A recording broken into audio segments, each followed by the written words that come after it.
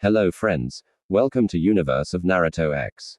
If you love Naruto what if stories and anime explanations, don't forget to subscribe to the channel. Now let's begin today's story. Na walked back to his home as he was accompanied by Fenrix. The day had been very long and hard at the moment as he had witnessed a good numbers of battles.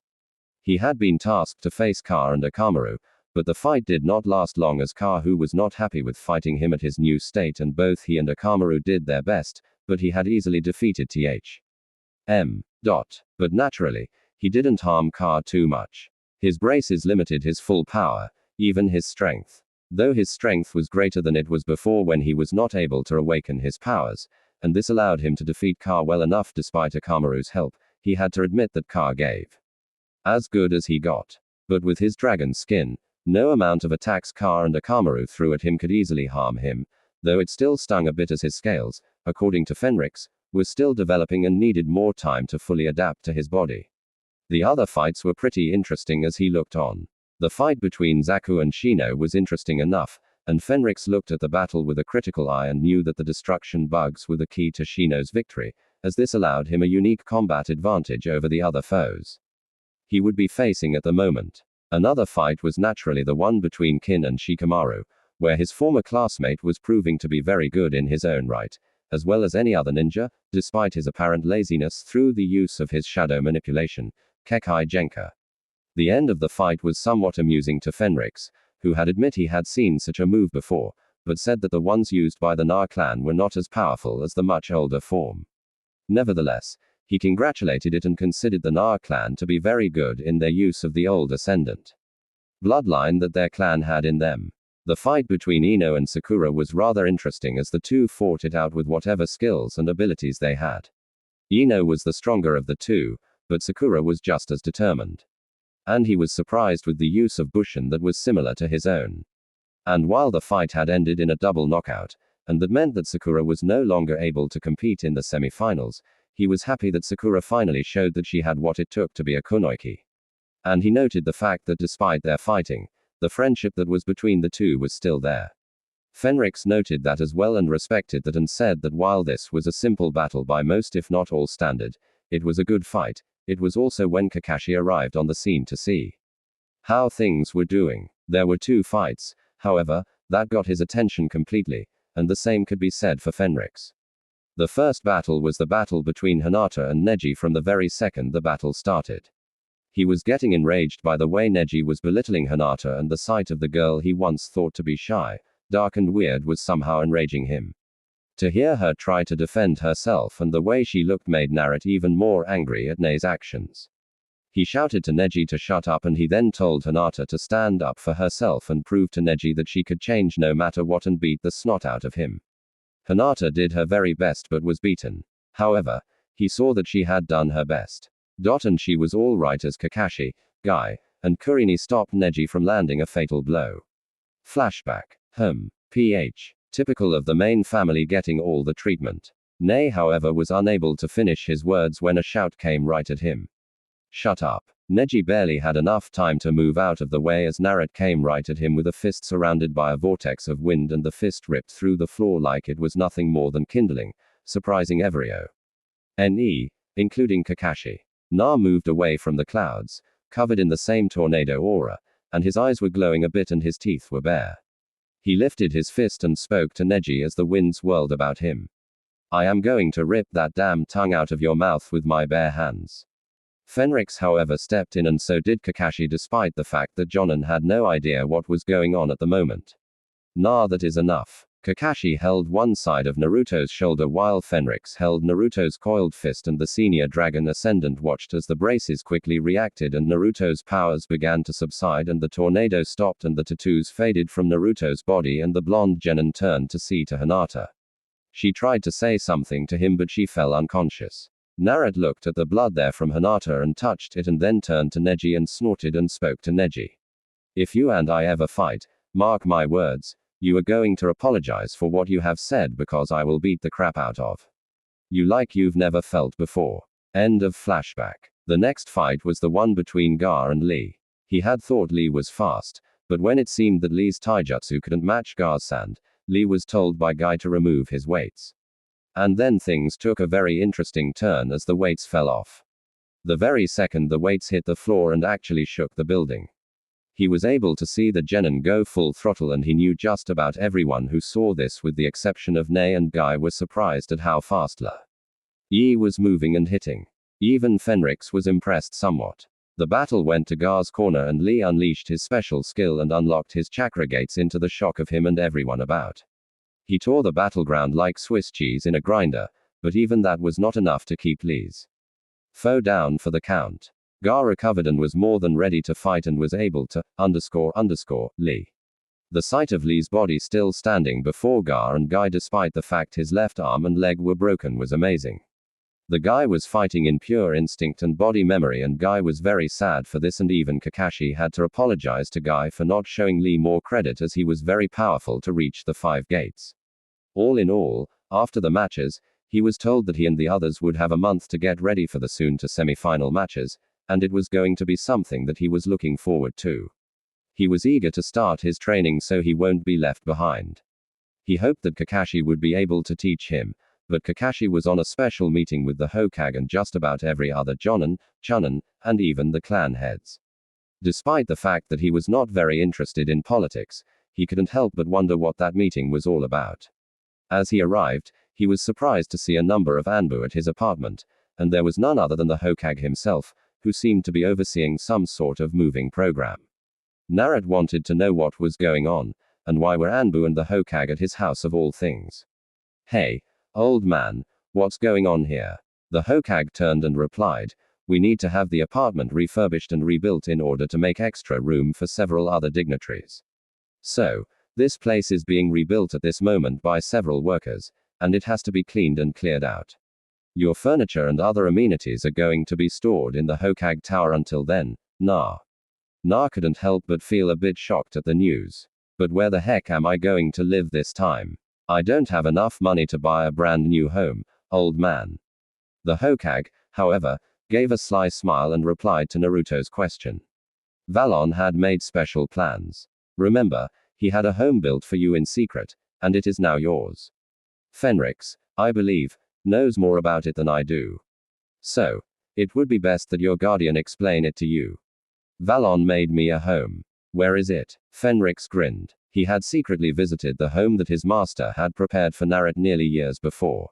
Normally, houses took weeks or months to make. But with a Dragon King, those houses would be done in mere days. But it was also very secret, as no one in Konoha had any idea of its location or what was hidden deep beneath it. It was not a house in the standards of most humans, but something else entirely. As the two left, Sarutobi looked on inside as he looked back at the ninja who were busy packing up Naruto's supplies and gear for him to pick up later. He then thought back on how the discussion with the Jonin and Chunin went when he told them of the latest developments. Flashback. As soon as all the Jonin and Chunin were in the meeting hall, and also the head of the clans in Konoha, as well as members of the council, he began the special meeting, not just concerning Orochimaru, but also the discovery and awakening of Naruto's Kekkei Genka, and naturally his moving out of his old home apartment and into his new clan house. Naturally, a lot of the Jonin, Chunin and clan heads were quite surprised by the news that was given to them at the moment. They were still debating what to do with this kind of information.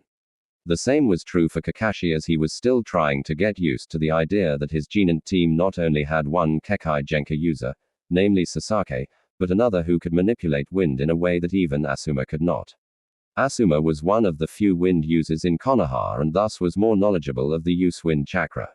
The clan heads were also interested and were eager to see this Kekkei Genka of Naruto in action, though many of them were not all that convinced of its powers. As the meeting was adjourned, he told Kakashi to stay and turned as there was yet another guest who had remained in the shadow, and Kakashi knew already who it was.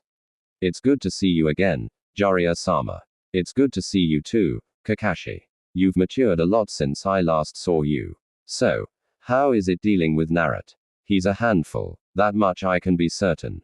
You know already that he is a clan head. Sarutobi-sensei told me you realize that as soon as the news comes out, things for Naruto are going to get very interesting. I know, but what brings you back here, Jiraiya-sensei? I came here for mere research, but also to give my report." I know Orochimaru is here and the target is Sasake. No surprise there that Kekai Genka will seriously interest him with the ability to see and copy jutsu. So what sort of abilities does Naruto's Kekai Genka have? Sarutobi filled the two of them in and Jiraiya was grinning. I can't wait to see this in action. End of flashback. As he walked back to his home, the Hokage couldn't help but wonder just how Naruto would react to the sight of his new home. In another part of Konoha, the two dragon ascendants arrived in a massive valley a fair distance from Konoha. And as soon as they got there, Na was not able to see any buildings. And he looked at Fenrix, who just smiled.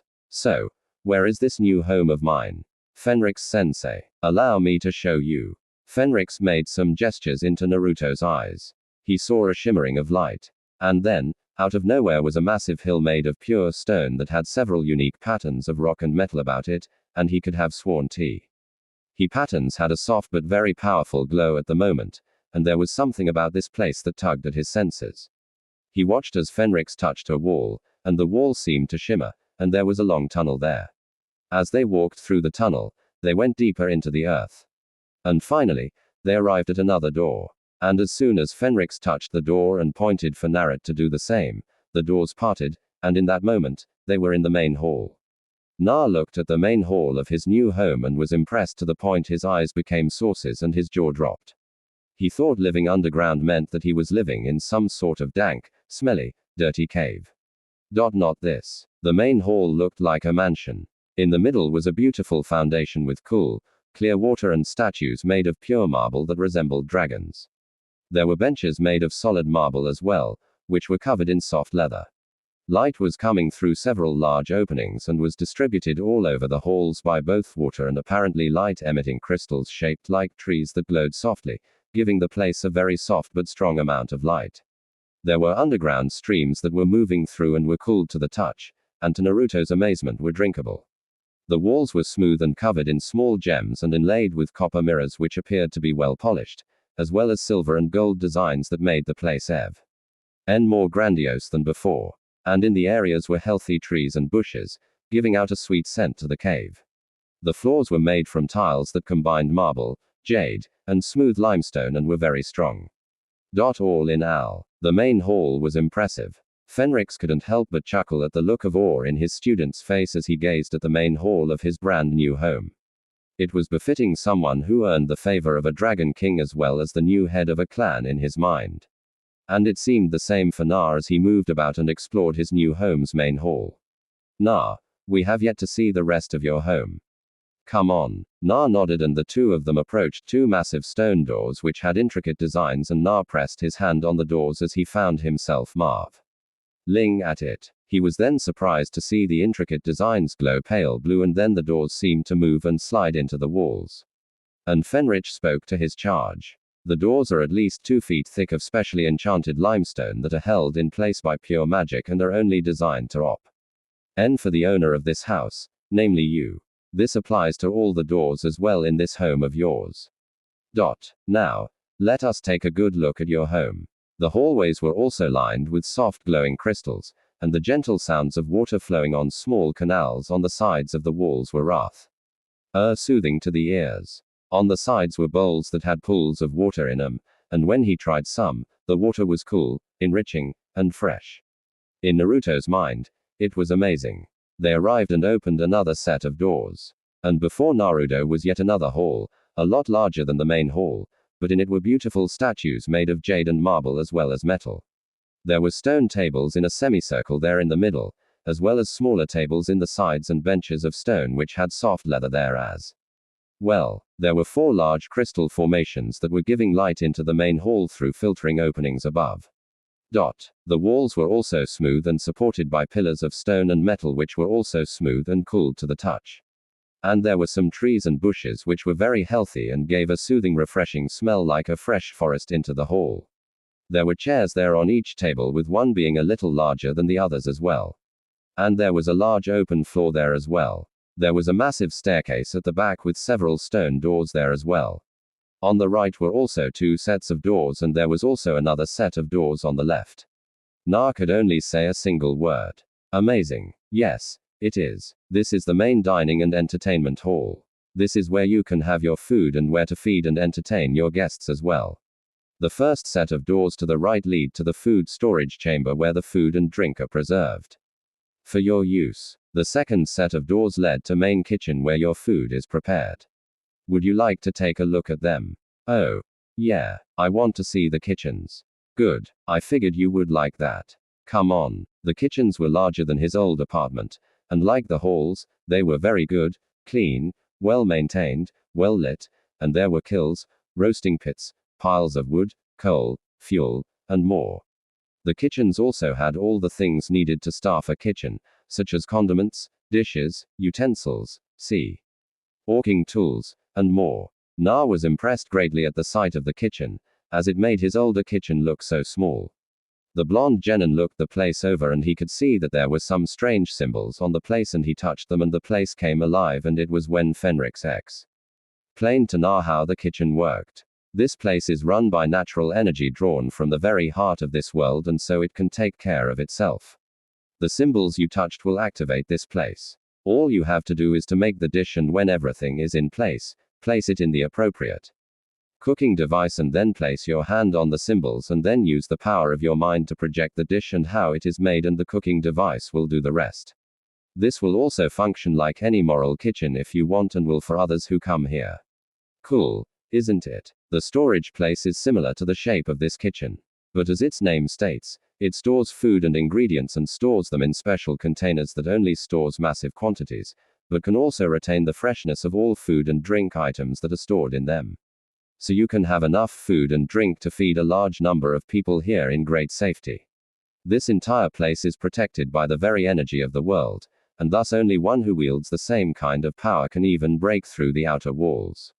The two left the kitchen and they went to the other side of the dining hall and entered one of the other doors and they found themselves in a large room and there were blowers, a massive fire pit, piles of wood and coal, bars of metal were there, as well as prongs, large hammers, and a set of anvils.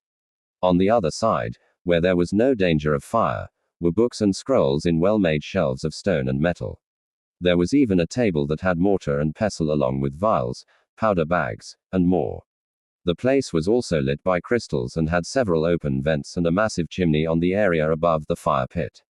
Na then noted several molding stones in the area as well as working benches. And he couldn't help but wonder just what this place was at the moment. And Fenrix was the one who told him, "This is your special creation hall. This place is part armory, part forge, part alchemist, lab, and part library. So you don't need to have too many places to go to. Here you can learn many things on whatever subject interests you and where you can create weapons, armor and more if it helps as well as potions and herbal mixtures. Why do I need armor? That is entirely your decision, Na, but keep in mind that you are still very much a hatchling when it comes to you ascendant heritage. So any form of protection will certainly be worth the time to learn. So do not think that you do not need some extra edges in combat should the need come to that. The books and scrolls also have information of the making of potions that can be highly effective for you and RS along with salves, oils, kits, and more using the native ingredients and secretly hidden ones that only those who are taught by dragons can find. Valon had been in your world long enough to know how to find the places that time and humanity had either forgotten or chose to forget, and he stored Hem here in this place. A dragon king's wisdom is worth 100 years worth of human knowledge. So, do not take these books and scrolls lightly. Naruto nodded as he began to grasp the implications of what Fenrix was saying. They then left the creation hall and then entered a massive hall that was bare of all the other things he had seen in the other halls. There were only glowing crystals, vents, and several pools of cool spring water in the hall. The floor didn't have elegant tiles, but soft flat earth, and the walls lacked the designs and more. Compared to the halls Naruto had seen, this place was very sparse and Spartan-like in design and form. But he could sense great amounts of power in the place. What is this place? This is the training hall. This is obviously where you can train using your powers and abilities. And as such, this hall is specially filled with hidden wards and symbols that reinforce it. And considering the fact that you will learn to use a variety of powers that will rely on your ascendant Kekai Genka, this place is going to be seeing a great deal of hard use soon enough. That is the reason why this place is specially reinforced to make sure it does not collapse.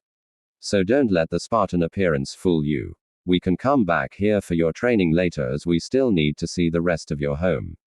So let's move on for now.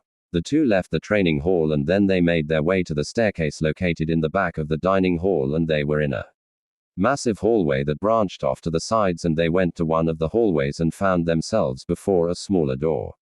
And when Naruto opened it, he found a well-furnished room with a soft bed with the framework made of stone and the mattress being very soft and comfortable, as well as the pillows and the lush covering.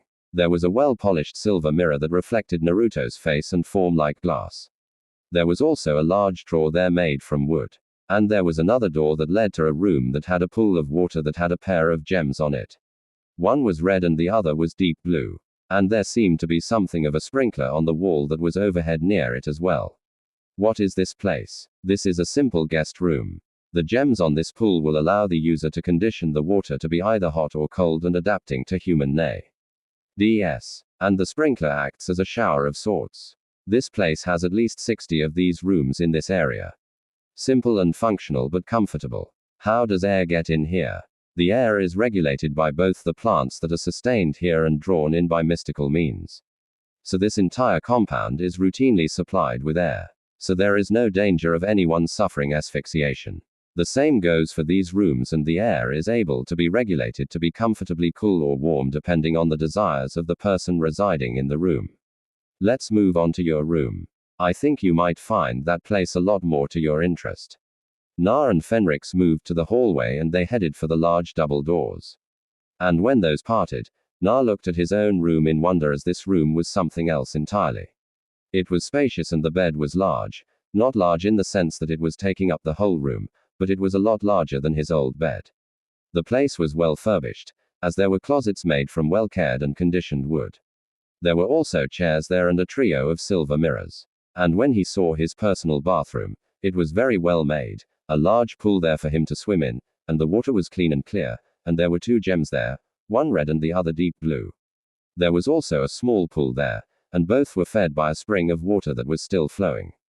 There were glowing crystals there as well. So, how do you find your new home, Na? It's amazing to think that this is now my own home and Valon made it for me. It's just amazing. This entire compound is the result of Master Valon's preparations for you to awaken to your powers. The reason your powers really took so long to awaken was due to your demon resident.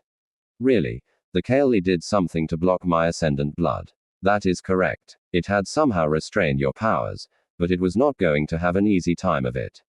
And when that grass genin struck you, he had inadvertently broke the Kalu's hold on Valon's blood. And now you know the result. If he only knew that his plan to disable you has made you stronger, the look on his face would be priceless. Now come, we need to begin your training as soon as possible. In the training hall, Naruto was in the training hall, and as they spared with one another, Naruto Lee. RNED that Fenrix was not kidding, that he was a lot better than him, as his movements were fluid, precise, and accurate, and his hips were certainly painful, and the blonde realized that if he had fought Fenrix as a normal person, he would have been asking for quite a beating indeed. They threw punches at one another and kicks as well. And Na did his best to hit his ascendant mentor, but Fenrix was no easy mark. Come on, Na, move faster. I am moving normally here. Use your speed and power at once. The training was very difficult, and despite his stamina and agility, Na was quick to run out of breath, and Fenrix knew it. But he pushed Naruto on. And it was there that Naruto got more serious and pushed himself further, showing his dedication and determination, much to Fenrix's approval of the situation. The more effort Na placed on his training, the better he would become, as well as developing the needed control to fully master his still growing powers. As the two continued to spar, Naruto finally felt his legs give way. But Fenrix caught him and spoke to his student. You did well. Now, let's get a drink. The senior dragon ascendant helped Naruto reach one of the pools. And when Naruto took a drink, the water tasted delicious and made him recover his strength, and with a nod from Fenrix, who then got the blonde NNON and dragon ascendant to his feet, and he began to explain to him some things. Do you recall what you did during the preliminaries of the Chunin exams? Yes. What about that time? Well, If you are not familiar with the 5 elemental forms of chakra, I'll repeat for you.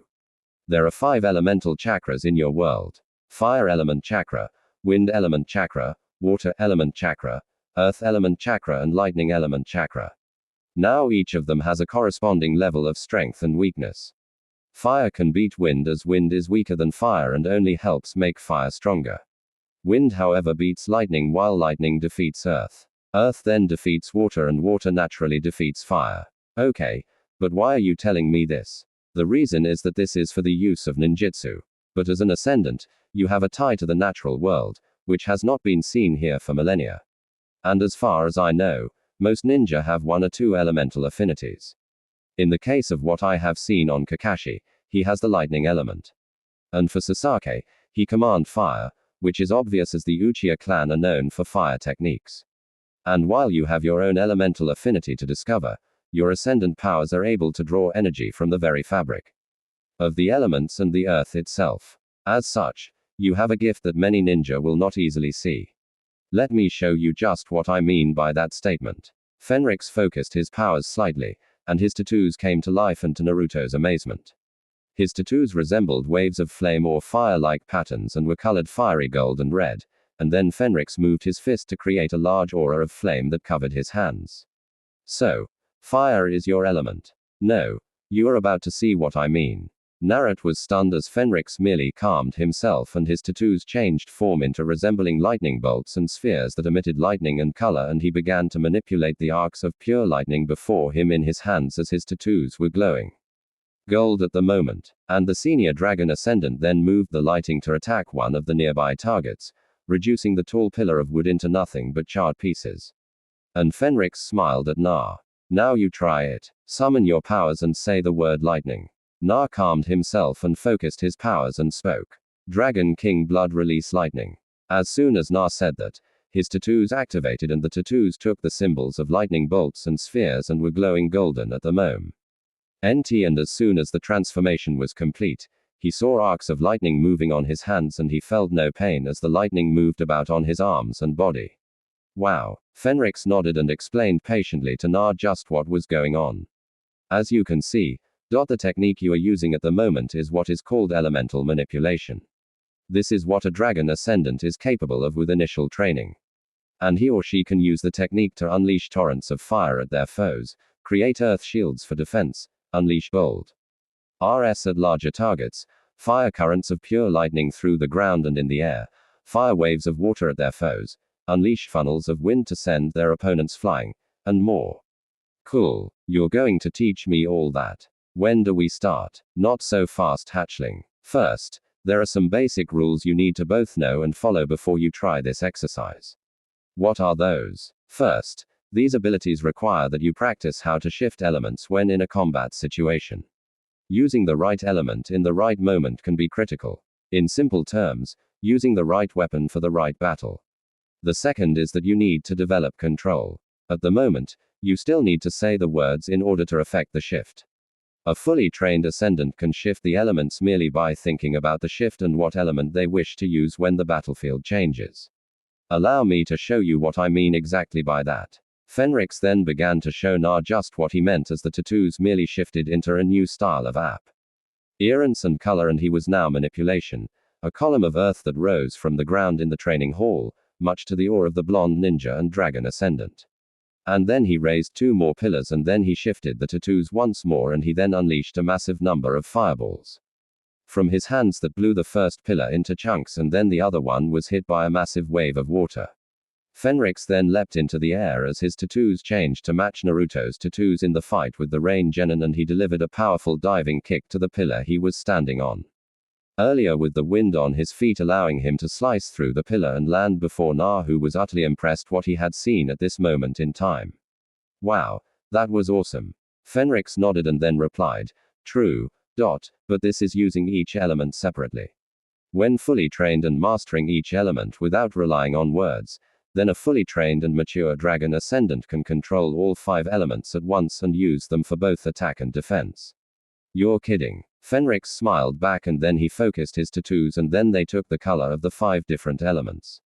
And in a moment, Naruto was surprised to see a ring of fire moving around Fenrix, which was joined by arcs of lightning, a sphere of air surrounded by floating chunks of earth, and a rinnegan of pure water, all 5 elements at once. Fenrix then revealed the power of the technique as he unleashed a combined stream of wind and fire at the very same time and destroyed a nearby pillar of earth in a heartbeat. He then unleashed water and lightning in a combined strike, with water going first, hitting the other targets with the power of a tsunami, and then the lightning took its turn and was amplified in power by water. Massive pillars of lightning were seen by Naruto hitting the other targets and they were obliterated instantly. Fenrix then unleashed a massive wave of stone to bombard the other target and then combined earth and wind to convert the earth into sand that was blinding, replicating the very way Garfo used as well. Much to Naruto's amazement, Naruto was odd. And when Fenrix finished using the transformation and the 5 elemental combination, Na was eager to learn. "Can you teach me that, please?" Fenrix couldn't help but laugh a bit at the expression on Naruto's face, and he knew that while he wouldn't teach Na's style of combat just yet, as that style of elemental manipulation require years of training, if not decades or centuries. Not until you master the basics of all 5 elements, as you need to do that before you can be able to use the 5 elements together in unison. What I showed you is but a demonstration, and therefore this style of combat is a lot more powerful than even you can imagine at the moment. Now that you have an idea of the kind of training that you are about to undergo, you need to get ready as best you can. You have at least a month to prepare. Na, however, was not deterred and replied, "I'll master as best I can. Don't you worry about that." Fenrix grinned and decided that for the time being he would tell him about being the head of his own clan. He was familiar with the needs of starting a clan and what were the rules and more. He also had to explain some important things about Naruto's ascendant heritage that was very important and was for his ears alone at the moment. It would soon be revealed to the rest of the Konoha Council. Though the Dragon Ascendant knew for a fact that the very second they heard about this, Naruto was going to be for a lot more than he could possibly handle. But then again, his student was not the kind to be bothered by odds all that much, and that was fine by him. Before we get down to training, I suggest we take the time to talk about your new role as head of your own clan. There are some important considerations that you must know so you are better prepared for it. The last thing you need is to be caught doing something indecent which will not only embarrass you but also put your clan in a very bad light. Alright, then tell me. First off is the matter of clan numbers. Since you are the very first of your clan, then you will need others to make up your clan. There are 2 ways this can be done. You can adopt others into your ranks, or you can have a wife and have children who will be recognized as CL and members. A wife. I need to have a wife. Of course. Nah, a clan can't survive without the head of the clan having heirs to it, you know. But due to the fact that your clan is relatively new to the scene, I believe an old rule is to be used in allowing your clan to grow, and that is polygamy. And before you ask, that word means that you can have more than one wife. Naruto's jaw dropped at that statement. Having one wife to him was surprising enough. But more than one wife. You can't be serious. I'm afraid so. There are instances of this happening as clans which are new have to have many blood-related members to ensure that the clan's Kekkei Genka will remain with them, and also to ensure that if there are wars there will be enough of them to fight and survive at the end of the war. This also ensures that the clan has heirs to take the place of their head leader should anything happen to the leader. Having more than one wife can also help improve not just the already existing Kekkei Genka but introduce new abilities that could strengthen the clan. Take for example this situation. Suppose you have a child with one of your wives who has exceptional control over the element of water. The result is that any children born of that union would have a greater affinity for that type of element, thus improving the power of the clan. And considering the fact that your Kekkei Genka is pure, it works both ways. The child will not only have your powers, but the traits of your wife will be enhanced by your own powers. You mean if they have a Kekkei Genka, then my ascended blood can make it stronger? Yes, it might also unlock portions of the power that was once thought lost. Take for example the Bakugan of the Hyuga clan. At the moment, the Bakugan is powerful, but in its pure and undegraded form, the range was much better, and it would eliminate the little known blind spot that exists there. And it could go a step further by being able to see beyond the physical and see the spiritual and emotional. Now, let's suppose that you have a wife from the higher clan, who would naturally be Hinata Hyuga herself, as she is the ace to the clan. Naruto blushed bright red at the thought of Hinata being his wife, though why he had no idea at the moment. But despite his face resembling a tomato at the moment, he nodded to Fenrix to go on with his example. If she is your wife, then not only will she gain the title of it, but her Borgen can actually improve a great deal and be much stronger due to your performance of your duties as her husband, but the child you both will have not just a much stronger Borgen, but your basic ascendant powers and even the use of some higher aspects of your abilities.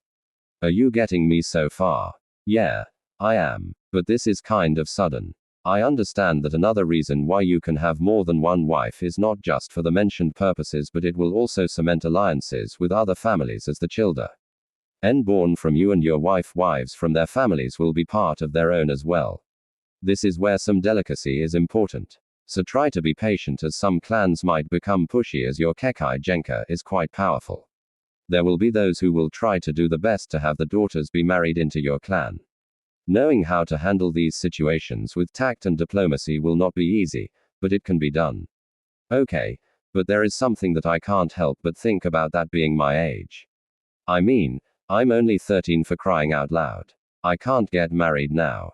True, but just because you are married by law, it does not mean you have to procreate instantly with your wife or wives in this case.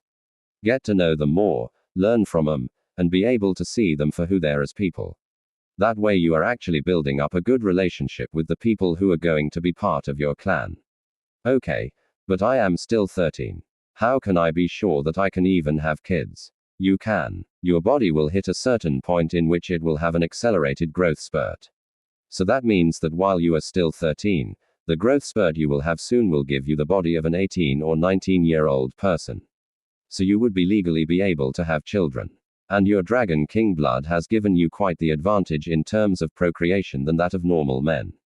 Have you taken education classes in the academy? Not really. I was always doing pranks and getting reprimanded to learn anything solid. I just know that men and women can have kids. Never mind. We'll reserve that set of lessons on male and female intimacy for another time. Now, as to what I said about you having an advantage over most men in the regards of procreation is in several ways. The first is that your sperm is capable of allowing women to be 100% capable of having children. Meaning that even one drop is enough to guarantee that your wife or any of them your wives will have a child. No way. That is true, nah. I would not lie about that part. The second is that your wife's pregnancy cycle is a lot different than that of normal women. A human child is born as at least 9 months. But your child will be born in about half the time without any complications. So in simple terms, you can not only guarantee a full success rate when your wife or wives become pregnant, but your child can be born in the time frame of 4 months and 17.5 days. So in simple terms, your clan could produce quite a number of children in a short amount of time. The third is that since you have the stamina to last in a much longer time frame than most people, you can certainly give your wife or wives a night they will never forget. Naruto's nose bled out a fountain of blood at the news while Fenrix was enjoying this at the moment. He couldn't blame Naruto for the reaction he had at the time, since such news was something one did not receive as everyday news. As soon as this news hit the streets of Konoha, he knew that things were going to get very hectic, and if it came out to the rest of the world at large, he knew that things were going to get very interesting. He then moved over to Naruto and nudged him with a smile on his face. Hey, you're not married yet, so you can worry about that later. Come on, we've got training to do. Naruto recovered and was able to get his act together and returned to training as they went through the prescribed exercises. And as time passed, Naruto was getting into the swing of things. Hours later, Naruto was once more tired and was eager to have some ramen, and they headed back up. And as they headed for Ichiraku ramen stand, Naruto was eager to finally put his training to the forefront of the month ahead. The next day, Naruto decided to visit the hospital to see how things were for Sasaki at the moment. It was then that he ran into Kakashi, who apparently had visited Sasaki before. The Jonin smiled at his student and spoke to him. Hey there, Naruto. You've been busy. You bet. Kakashi-sensei. Why are you here? I came here to check on Sasaki. Actually, he's still out of it, but the doctor said he's recovered well enough on his own at the moment. That sounds all right. Say, can you teach me a new jutsu, please? Kakashi shook his head and replied, I don't think I can teach you at the moment. I know about your Kekai Genka since the Hokage told me. So, you need to train in that area first, and when you are ready, I can teach you a jutsu that you can use to your advantage. I might train Sasaki harder, but there are reasons for that, and you both have good potential. Oh. All right, but promise me that you are going to teach me someday. Count on it. By the way, you want to pay a visit to Lee. I hear he's in one of the rooms. Naruto's face became sad at the thought of Rock Lee being the way he was at the moment and what Kakashi said about the dangers of kinjutsu. Or forbidden jutsu. He hoped that the tough and strong genin would recover soon and continue to be a ninja. How is he? Hell chances of being a ninja. Guy taught him well. There is no doubt in my mind about that. But for his chances, I just don't know. But can't the medic nin do something? Kakashi shook his head and replied, they're skilled, but nowhere near that skilled. The only medic nin I know who can do the surgery needed to heal Lee would have to be Sununit. Tsunade. Who's that? One of the Sonin are the legendary 3 ninja sages. She was the finest medic nin in the village of Konoha and was the granddaughter of the Shoai Hokage. And she had superhuman strength. She was strong enough to collapse a wall with one hit. Wow. So, where is she? She isn't here. And no, Naruto. She's not a missing nin like Zabuza. Her case is different. How different? I'm afraid I don't know all the details. The only one who would know would be her teammates. Na nodded and then bid farewell to Kakashi, and this allowed the Jonin to relax. Had he told Na the other reason for visiting Sasaki and training, he had no doubt the genin and new clan leader would have been royally angry. He had recently managed to stop Kabuto from killing Sasaki. The Leaf Ninja then revealed that he was a spy and a servant of Orochimaru as well and was a highly skilled one to have killed all of the Ambu guards that Kakashi had requested to guard Sasaki. He noted that very well and despite this, he did his best to convince Kabuto to leave. Kabuto was able to escape using disguises and elaborate jutsu as well, fooling Kakashi with one of the dead Andu used as a puppet with his clothes and face on while he had taken the disguise of the same slain and escaped. Kakashi could tell that despite Kabuto's age and youth, he was not someone to underestimate, so he himself would have to shape up and be stronger than before. And if Orochimaru had such talent at his side, things were not going to be easy. He however had no doubt that the very second Orochimaru and Kabuto find out about Naruto's hidden powers and Kekai Genka things for Naruto were going to get very interesting. For now, however, he had work to do with Sasaki. As he, Jiraiya, and the Hokage knew that they had to keep Sasuke's sharing from Orochimaru. As Naruto walked through the floors, he ran into none other than Shikamaru who was carrying a fruit basket. Hey Shikamaru. Oh Naro, what brings you out here? I was planning to visit Sasaki to see how the guy was doing and also to see Lee. What are you doing here? Sending this fruit to Choji. He had one streak rib too many if you catch my drift. It got so bad the nurse forbade him to eat anything solid for the next few days. And you know how Choji will react to that. Yeah, that is bad news to Choji. Anyway, it'll be a drag to be carrying this all day.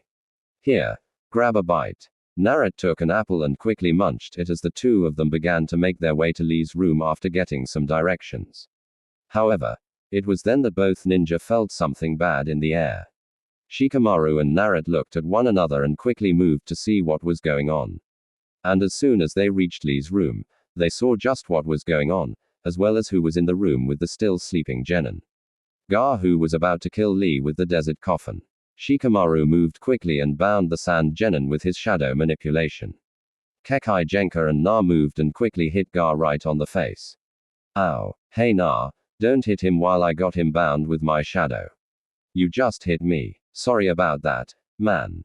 Naruto's got a hell of a right hook. If he had not pulled back, he would have broken not just this Garagwa's jaw, but mine, too. The sand genin got up and looked at the two and focused on him as they saw that the genin was wearing his sand armor, but it was badly damaged at the moment. What the heck are you doing here in Lee's room, Gar? Well met again, Naruto Uzumaki. I didn't expect you here. I am a bit disappointed I don't get to fight you in the finals. Now isn't the time for that and you know it. Why are you here? Hi there, Choji. How are you doing? Ino asked as Choji smiled and saw both her and the fruit basket she had for him in her hands.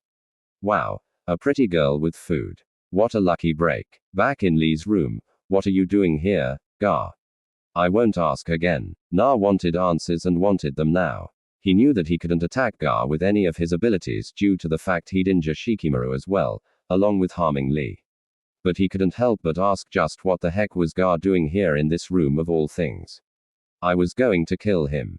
That naturally didn't set well with the two Konohajin who glared at Gar.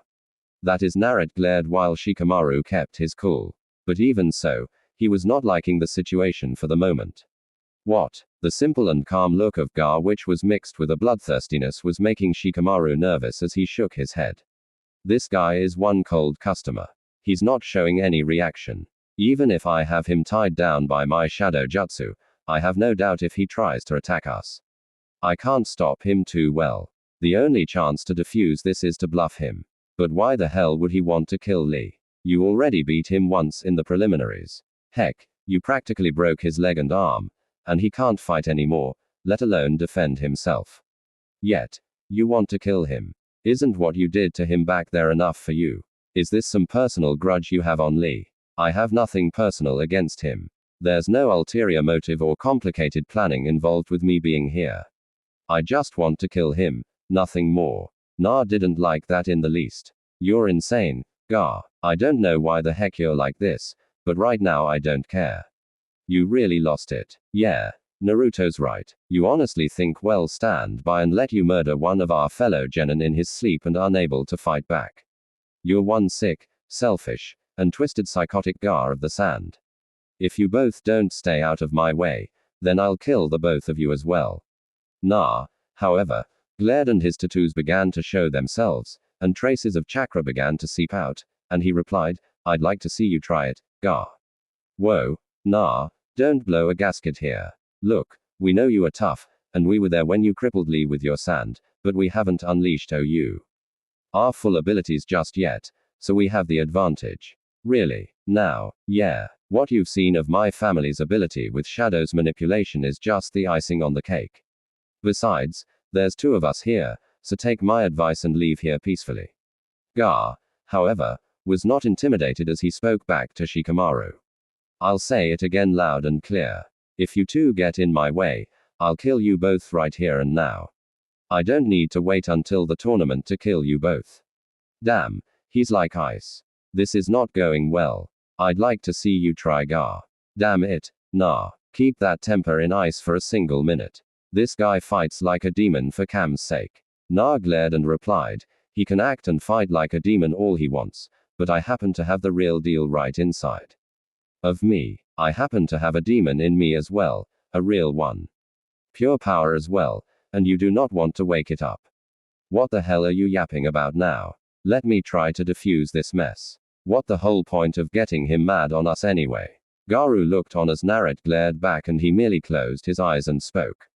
A demon inside you. Ha, then my demon is as real as your own is. What the heck? My birth and my upbringing back in my village of sand was not something one would call either happy or normal. To make sure I would be born as the ultimate sand shinobi to ever be born from the land of wind, my father, the fourth Kage, used his enjutsu on me, infusing my still unborn form with the power of a sand demon spirit. In doing so, a life was lost with my birth, my mother's life. I was literally born as a monster in human form. Naruto looked on with shock at that as he realized that there was something in Gar's tone that told him that this was the truth, and it resonated with him because it was the same as his own life. Shikamaru was also shocked and Gar carried on.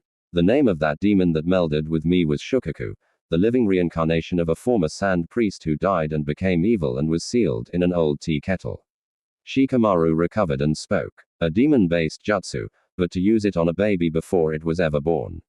That is one creepy thought. Your father must love you well enough to give you that power. Can it be true? Can he really have a demon inside him like I do? Gar never showed emotion, but Na could tell that there was one emotion in Gar. Hatred. Love. You speak of love. Don't think I can be measured in your standards. It's not love I feel for my family. Neither is it respect or any of those feelings you people have. The only emotional ties I have for them is hate. I hate my family. I hate them all to my very core. The only thing I ever wanted was to wrap either my hands or the sand in my gourd around their necks and kill them slowly. Given life by the death of my mother, I was nurtured to be the salvation of the Sand Village. My father taught me all the secrets of the ninja at a young age, and I was treated well enough, pampered and protected, and left to my own devices. And for a time I thought it was love. But that was only the beginning of everything. What the heck are you talking about? What kind of trick are trying to pull this time? Gah. When the 6 years passed when I was 6 years old, my father tried to have me destroyed far more than I care to remember. The way Gah smiled and looked quite insane made Shikamaru and Naru look in shock. Both, however, were not backing away. You just said your father pampered and protected you. Was that some sort of lie? It was no lie. Those who get to be strong get to be feared. And I was feared by everyone in the village. The same jutsu that was used to infuse shukaku in me had imbalanced my mind in some way. Even the most foolish of my village realized that I was emotionally unstable. My father, the Cage, created me as his ultimate weapon in battle.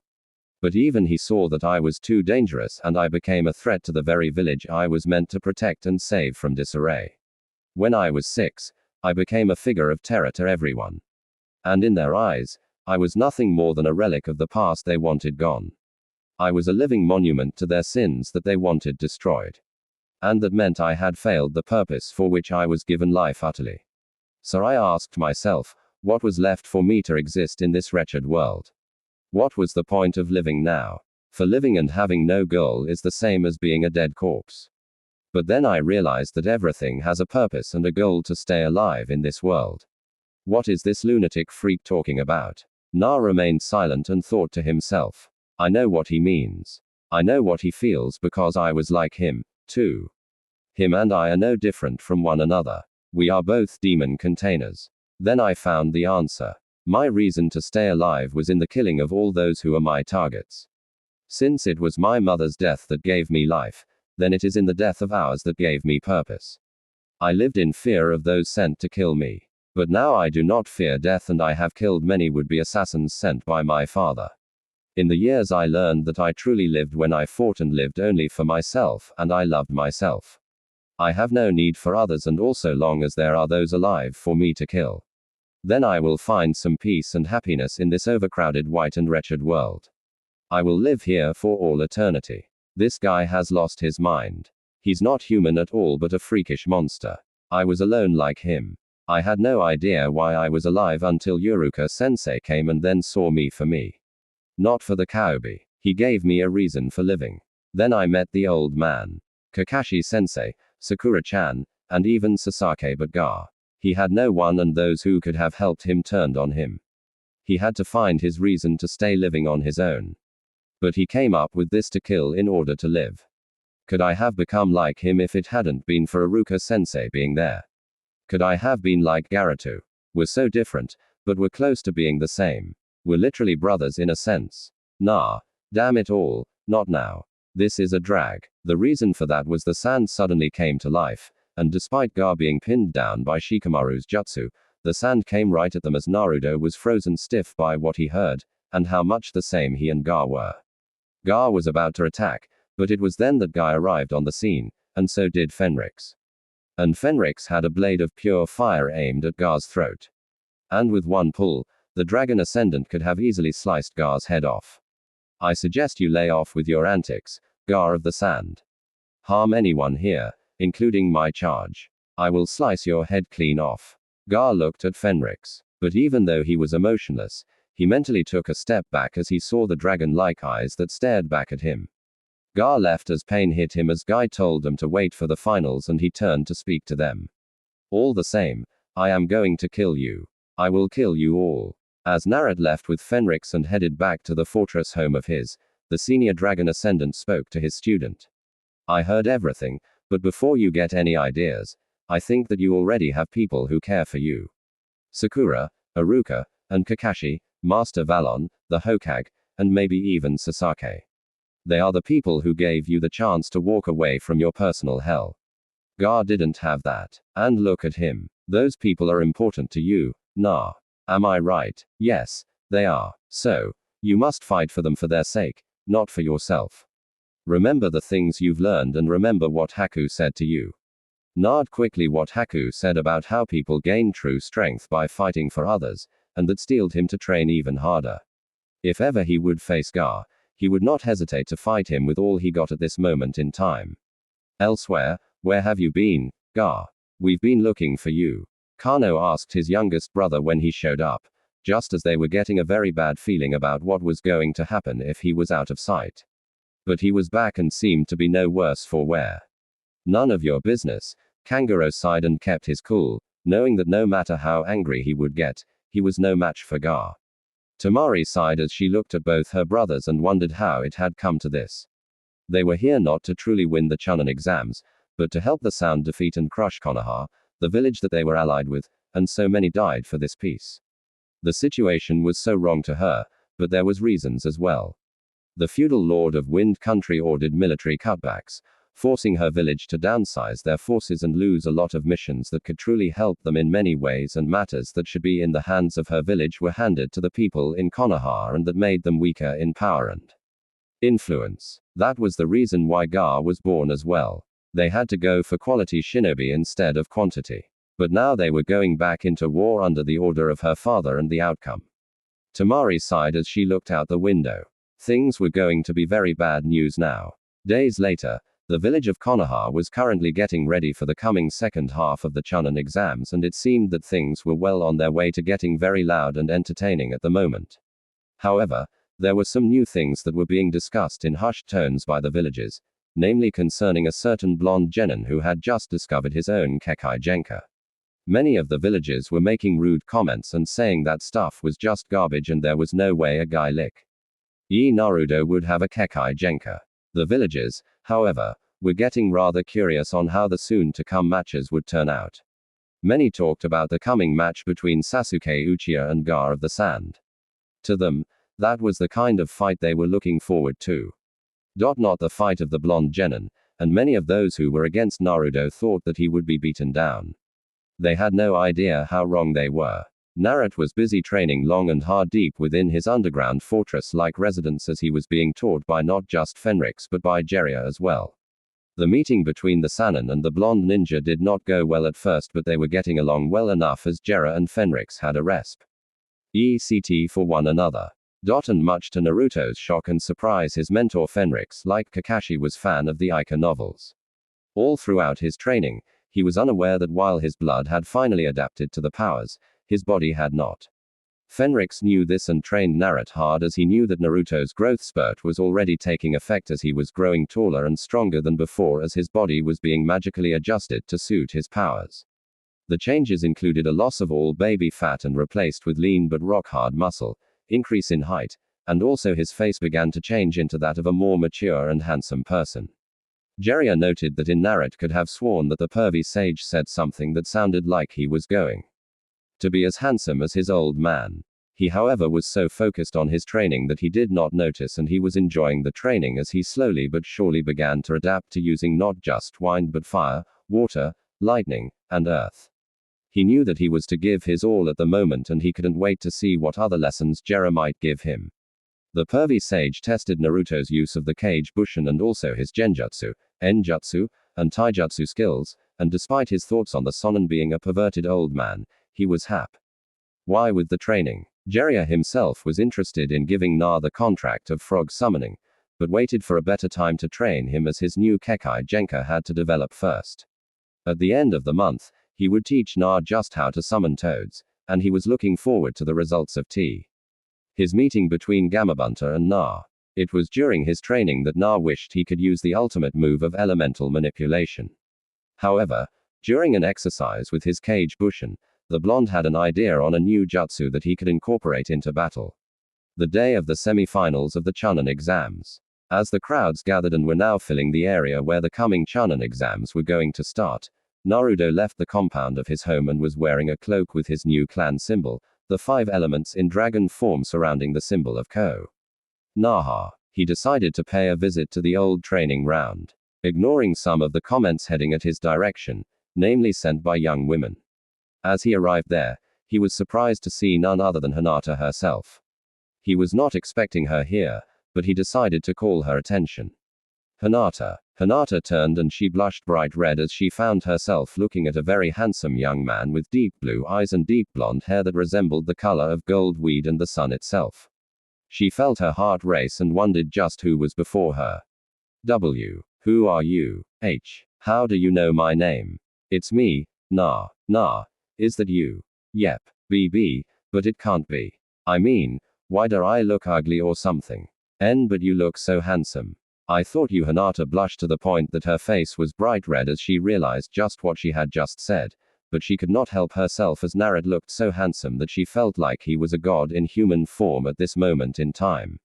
Hey, thanks. I don't look at a mirror all that much, but if you say so, then it's true. So, how are you feeling? Hinata managed to look at Naruto and replied, I am feeling a lot better. Naruto-kun, the doctor said, I should be careful, but I'll be fine. I hope to see you in action soon. Count on it. I am going to make nay regret ever making all those remarks towards you. Thank you. I want to say, thank you for what Hinata. For what you said before in the tower. I knew I would not be able to beat Nay. I was always shy and meek. I never had confidence before. Even if I trained hard, I was always afraid of losing, of giving my all. But you, when I looked at you and heard what you said to me to stand up for myself, I felt so alive and so strong to know that you were right beside me. Hinata, I felt like I could fight to the limit and I was worth something. I might have lost, but I felt that I have changed. Changed for the better thanks to you. So, I have no doubt you can win. Naruto__. Naruto smiled and spoke to Hinata. Thanks. You know something, Hinata. I have to tell you what I think of you. Hinata gasped as she felt her body tense up in her heartbeat even faster at the moment as she waited in anticipation. What is it, Naruto-kun? What is it you want to say? Do you like me? Please, I have to know. You know, back then I always thought of you as what? Please tell me what you thought of me, Naruto-kun. I must not faint. I have to know. Hinata felt her heart race at the expectation of what she had long waited for Naruto to say to her. She wanted to know that you were a weird, timid, and odd girl.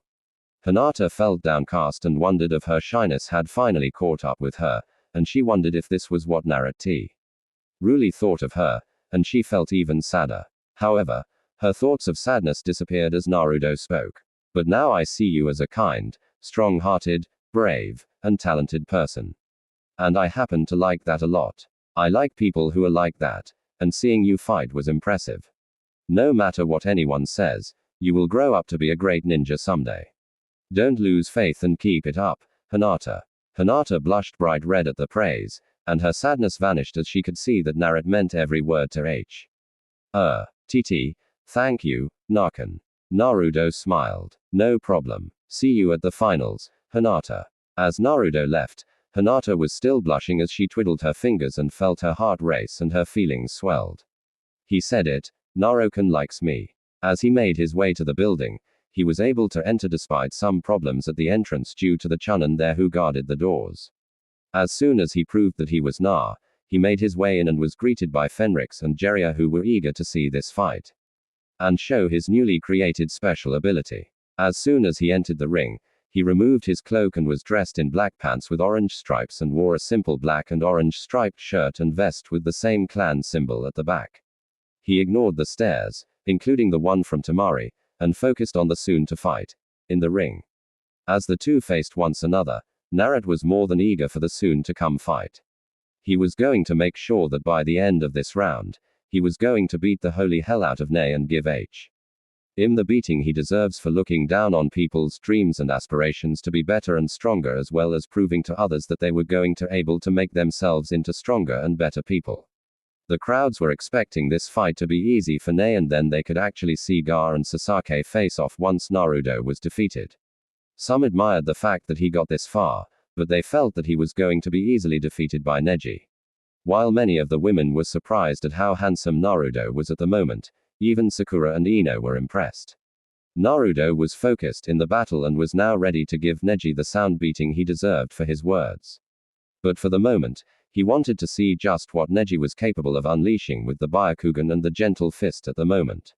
So for now, He was going to let the people think that this fight was going to be simple. He, however, was not going to let Neji think he was going to have this fight in the bag just yet. Neji, however, was not that confident. Despite his calm stance at the moment, he was cautious in attacking Na directly, as Naruto's abilities were making him a deadly foe at the moment. Begin. The moment that John and Proctor Genma said that Naruto quickly attacked with several kana, one Neji caught and used that to block the incoming attacks, but Na was quick to attack and unleashed several fast punches. And while Neji evaded them and used his Byakugan to attack Na. However, Na was quick on the uptake and quickly moved out of the way and launched a powerful spinning kick at the side, and Neji managed to block the attack. But Naruto was not going to let him get away so easily just yet, as he quickly recovered and leapt over Neji. And as he landed, he turned and launched out a swipe kick that Neji left over.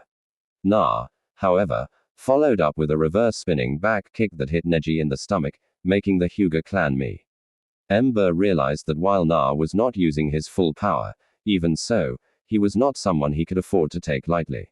The two engaged in several hand-to-hand combat attacks, and while Na tried to use his gentle fist, Naruto was not going to make it the least bit easy for Neji to score a direct hit. At the moment, the fight proved to be a winning one, and the crowds watched as Neji and Naruto were fighting their best in the moment before them. For every kick Naruto unleashed, as well as every punch, Neji was able to counter. But even then, the speed and power of Naruto's attacks were very good, as Neji had to strain his Bakugan to the limits to even things up. At the moment, his attacks were getting better, but Naruto countered with quick and effective movements, using his hands and arms to block Neji's attack and also his legs to block in effect Neji's kicks. Na unleashed several kana and shuriken that Neji easily evaded, and the two attacked once more, and Na threw several kicks at Na, but Na leapt away and did a spinning backhand upside down that Neji managed to block, and he attacked with a back kick that Na seeked in retaliation. And when he landed, the blonde genin launched a powerful series of kicks at Neji, who blocked as best he could. Not bad, even when not using his powers.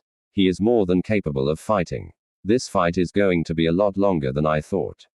But since he is not using that power, I can beat him with those jutsu. You might have trained long and hard, Na, and I respect that. But fate cannot be changed. I will win this fight because destiny is on my side. As the two separated, Neji attacked with his gentle fist and managed to hit Na.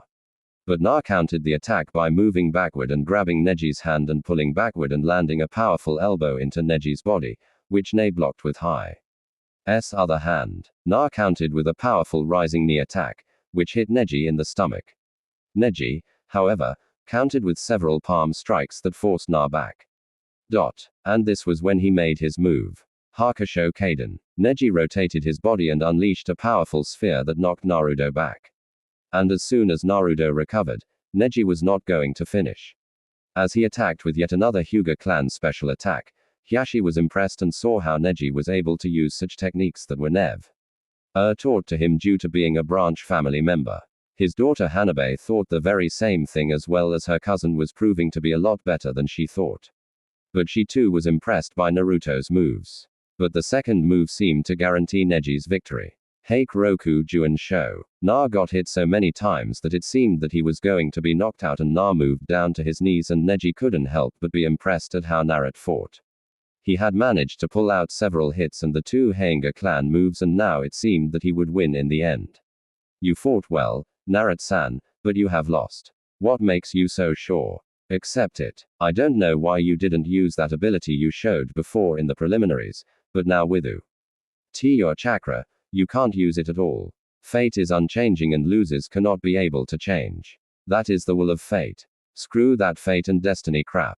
What makes you think that is all true anyway? You really want to know? Very well. Take me for example. What are you talking about this time? Ne Konoha forehead protector, and there on his forehead was a seal in the shape of an X. Naruto looked at it as Neji spoke. I had this disgusting mark on me when I was merely 4 years old, and so did my father, Hashi, since his own birth. My father was born after Hinata's own father, Hiashi, and his clan laws dictated he was relegated to be a member of the branch family. The Hyuga clan are of two parts, and the branch family's fate and destiny are to be the ones who would protect the main branch. I was unaware of it at first until I saw how they treated my father and me. How we were always relegated to other tasks despite our own talents.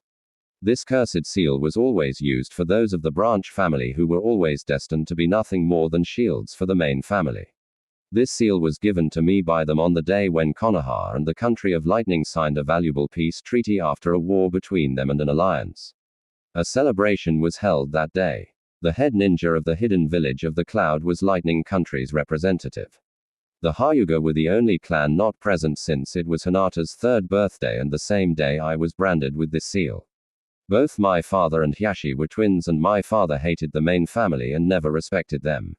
On the day my uncle was training Hinata and he was able to best her. My father prepared to fight with Hinata to see how much she had grown. But Hyashi activated the seal on my father and my father suffered from it.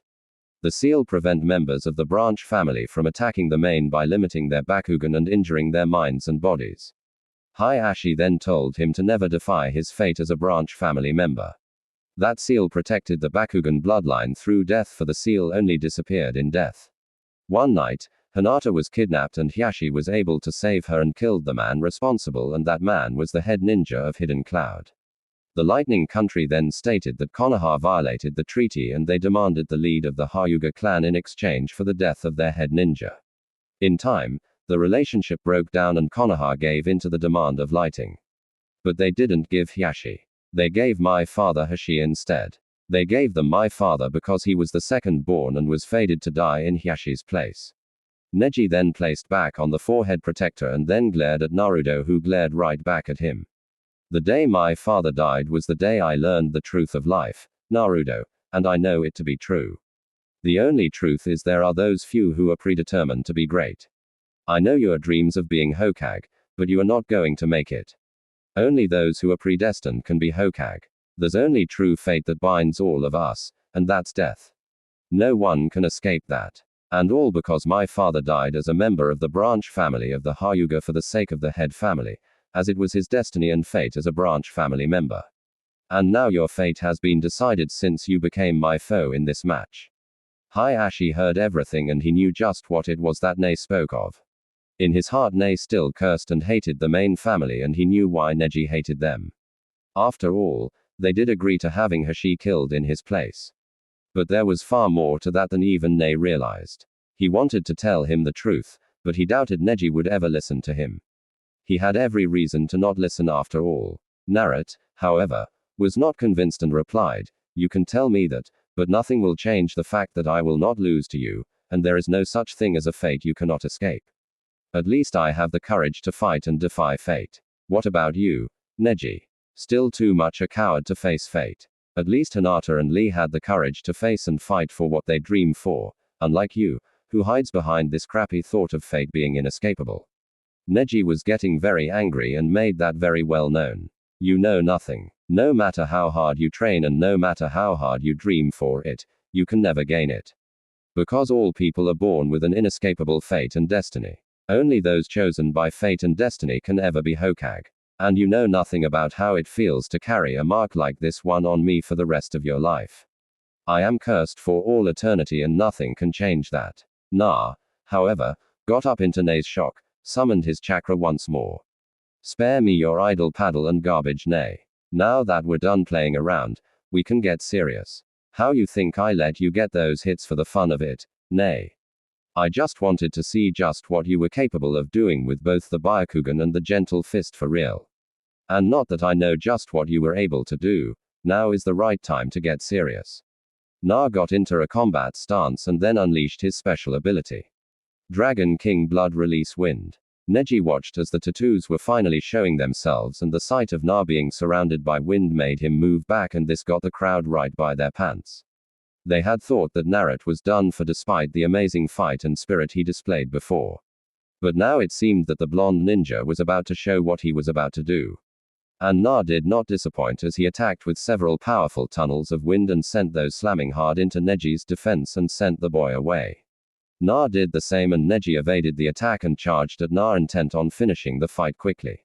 But if he thought he would be able to attack Na up close and attack with the Heikuroku Jian Sho once more, he was wrong as Na beat him to the second.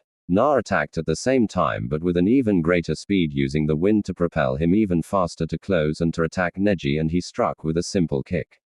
Ne blocked, but paid dearly for it as the wind appeared on Naruto's leg and sent him back with several tears on the clothes and some cuts on his skin. Not enough to draw blood, but to hurt well enough. Na was far from done as he attacked with several blasts of wind and then moved in and launched a punch. And as Neji evaded and prepared to strike, Na quickly flipped over Neji and landed his own palm strikes into Neji's back and sent him to the ground. Neji turned and coughed a bit as he felt pain on his body at the moment and spoke to Na. "You were baiting me the whole time." Na nodded and then spoke with confidence. "Oh yes, I don't have to attack at long range all the time.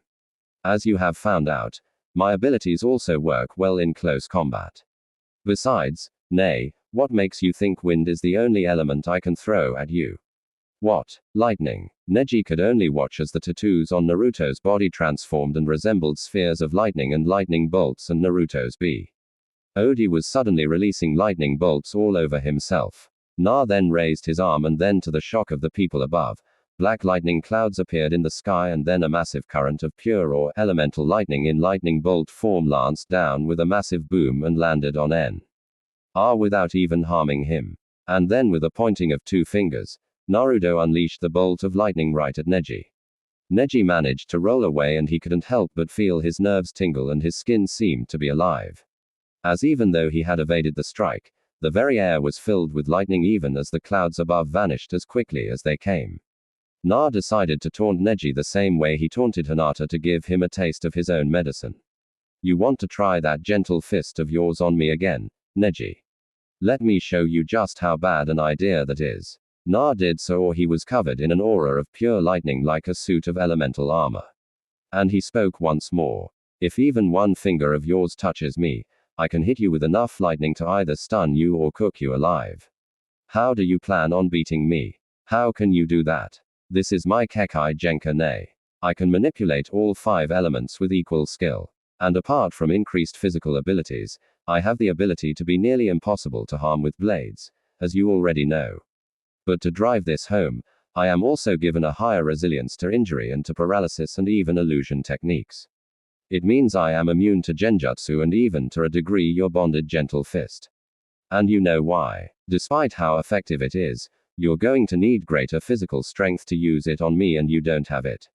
And that makes your chosen fighting style useless on me. But mine is more than a match for yours." Ne was stunned, and so was everyone else in the ring. Naruto, however, was not going to give up yet, as he attacked and dropped his lightning aura and attacked with his Tai Jutsu and revealed another frightening aspect of his powers to Ne as his punch landed on Ne, as Neji was still unable to fight back. He screamed in shock as he was hit by bolts of lightning that quickly stunned him, and he was able to move back. "This is not good. He's able to stun me with just a single punch and I can't attack him. I have to do something fast." Neji took out a kana to give him some defense, but Naruto was quick to disable that idea as he focused his lightning into his right hand. And to Neji's surprise and that of everyone else, the lightning solidified into a sword of pure lightning, and with one strike, Naruto cut the kunai quite easily. However, the technique seemed to be imperfect as the lightning quickly dispersed as Na landed on the ground from his leap. The Hyuga member managed to keep his distance, but was treated to yet another surprise as Na merely shouted another command: "Water." The tattoos on Naruto's body shifted once more at the command and resembled streams, rivers, and waves of blue color, and Na was now using water as spheres of liquid. With air on his hands, and he then unleashed from the air itself a massive wave of pure water that slammed hard into Ne, drenching him and sending him flying. Neji barely got to his feet as Na attacked. And while Ne tried to use a sweep kick to knock Na down, the blonde ninja kicked upward, and Neji watched as a whip of pure hard water smacked him right in the face and sent him flying to the other side. He got up and looked to see Na smiling the whole time. Naruto was enjoying this fight greatly and planned to show off even more of his abilities in combat. He finally decided to unleash yet another element: Earth. Neji looked as Naruto's tattoos morphed once more to take the form of fishes, hills, mountains, and the brown-green color of Earth. And then he moved away as Naruto unleashed several walls of pure earth from the ground with a mere gesture from his hands. And he sent the walls at Neji. Neji managed to evade the attacks, But he was not given a respite as Na attacked with and unleashed a powerful trio of waves made of earth to imbalance Neji, and he landed several kicks to Neji and knocked him back.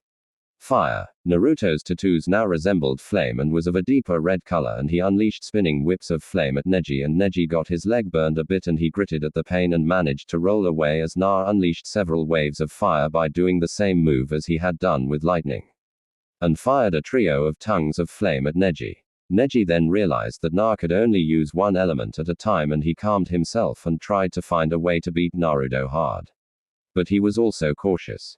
He knew that he would have to find some way of hitting Naruto's body hard enough to use the signature Heike Roku Jian, clears throat, show once more. In the crowd, damn, I hate to say it, but that was way cool, Ha said, and Akamaru barked in agreement, while Hinata was utterly impressed by how thin GS were turning out. Narok, __, you are so amazing. That was, man, I never knew Na would get this good in a month. Sakura had to agree with Ino as the two looked on as Naruto was thrashing Neji around like a dog would maul a chew toy. Neji is getting really hurt. Man, this Naruto is really pouring it on. Tenten hated to admit this, but it seemed that Neji had picked a foe that his Bakugan and Gentle Fist was useless against. Seeing Na manipulate wind got her worried at first, but she knew Neji's special move could counter that. But when Naruto unleashed his power over lightning and now water, her thoughts began to change. Hayashi could only look on in growing amazement as Na was busy pounding the very life out of Neji. Seeing Naruto stand up to the Hakusho Kaden and the Hakuruian show without ill effect was surprising, but this was something else entirely. The Chunin were speaking rapidly to one another, and the Jonin were also talking with one another as they saw the power Naruto was displaying at the moment. The villagers were also chatting, but many were hooked at this fight at the moment. A masked Ambu couldn't help but look on at the sight before him. How the heck did he do that? Only the Nadaime was capable of using water jutsu without a water source. One of the Ambu said as he and his companions looked on. The captain, however, replied, that was no water jutsu. He is using water differently. He did not use any hand seals. Then I think. No matter how crazy this sounds, he was able to pull water from the air itself. In the Hoage viewing area, Sarutobi couldn't help but smile at the sight. Naruto had gone far even though he had only a month's worth of training. Who is this young man? Serbi turned to the cage and replied, Na Uzumaki, who has an amazing Kekai Genka, and despite his tender age, is head of his OWN clan here in Konoha. You saw his new clan symbol of 5 dragons surrounding the Konoha symbol. He is relatively new in his powers, but he is growing. I have a feeling that he might even surpass all the noble families and their own Kekai Genka. I see Narokan. Where did you get this power? You did not have this when you were in the forest, and it is certainly not the Kaibi's power. You are interesting. Na smiled as he finally revealed his special ace in the hole. He had been training in secret with this jutsu ever since he had discovered that the cage bushin he would normally make could also carry his powers, and that meant that they could use his ability to change the elements that they were able to wield. He had thought it over and wondered if it could work. He had presented the idea to Fenrix, and the senior dragon ascendant had to admit the move was very ingenious, and even the pervy sage Jiraiya was impressed by the move and said that what he had planned was taking the use of cage bushin to a whole EW level. It had been a very hard run to master the style and how to properly use attacks that could work well in conjunction with what he had in mind. It had taken him weeks to master some basic maneuvers. Here's my special trick. And this is what I have been training in when I use my Kekai Genka. I hope you're ready for this. Cage Bish no Jutsu. Na created several clones, and there were now, since there were 5 opponents before Nei in the ring. Neji wanted to know just what Naruto was up to at the moment, and he decided to speak. Cage Bushin, despite that being a Jonin technique, that jutsu is no Kekai Genka. Na was smirking. However, he had been training with this for some time now, and now was the time for him to keep his promise. No, not on its own, but the Cage Bushin are my aids. I have yet to fully master the ability to manipulate the elements to the point I can use all 5 together. But with the Cage Bushin, I came up with the next best thing. Dragon King Blood Release Fire. One by one, each of the Cage Bush spoke the same phrase. But instead of the same element that Na spoke, they spoke the other 4 elements. Dragon King Blood Release Wind. Dragon King Blood release earth. Dragon King Blood release water. Dragon King Blood release lighting. The 4 other Kage Bushin were quick to be covered with the tattoos, but the 4 were armed with different tattoos, and to the amazement of everyone in the ring and in the Hokage box, Naruto was now carrying a full burning flame in both hands and feet, while the other Kage Bushin were wielding either vortexes of wind, orbs of crackling lightning, flowing springs of water, and chunks of earth floating about. The gasps and comments on what they were seeing at the moment filled the whole ring as the people of Konoha, the dignitaries, ninjas, and the feudal lords. What they were seeing was utterly unheard of at the moment. Na and the other Kage Bushin grinned as they all looked at Neji, who was looking the assembled force, and he was stunned at that moment, and the blonde genin replied with a very satisfied smile as he got into position. And the Kage Bushin did the same. And as soon as the position was set, it resembled the elemental chakra table usually seen in the academy. Naruto, who was currently using fire elemental manipulation, was in the lead, followed by the Kage Bushin using wind elemental manipulation, then by the Kage Bus Han using lightning elemental manipulation, who was then followed by the Kage Bush using earth elemental manipulation, and lastly by the Kage Bushin using water elemental manipulation. Like what you see, this is my personally created elemental Kage Bush formation. And jutsu. This is my personal jutsu and only I can do it. I said I was going to beat you and now I intend to do just that. The 5 attacked Nei, and Nei was quickly on the defensive and tried to fire a number of shuriken. But the Kage Bushin who controlled earth quickly raised his hands, and out of nowhere came a massive wall of earth that blocked the shuriken. And Neji looked up as the Kage Bushin using wind came from the wall of hardened earth and attacked him with a powerful pair of wind in spheres that forced him to move away. But Nei had no time to respond when the earth wall suddenly surged forward like water and the pillar slammed right into him. August Nei used his arms to block, but he was sent back as a flat pillar of earth slammed hard into him and forced him. Hack Neji had no time to relax just yet as another Kage Bushin came right at him with a pair of shuriken and he was able to evade them. But before he could make an attack, this one revealed that it was the one who controlled water, and he merely moved his hands and began unleashing whips of pure ha. Road water, and Neji tried to block. But the Kage Bushin was able to soften the water and it splashed into Neji. It was actually a trick, and Nei got hit hard by the other water tendril, which was hard and hit like a whip and sent him reeling.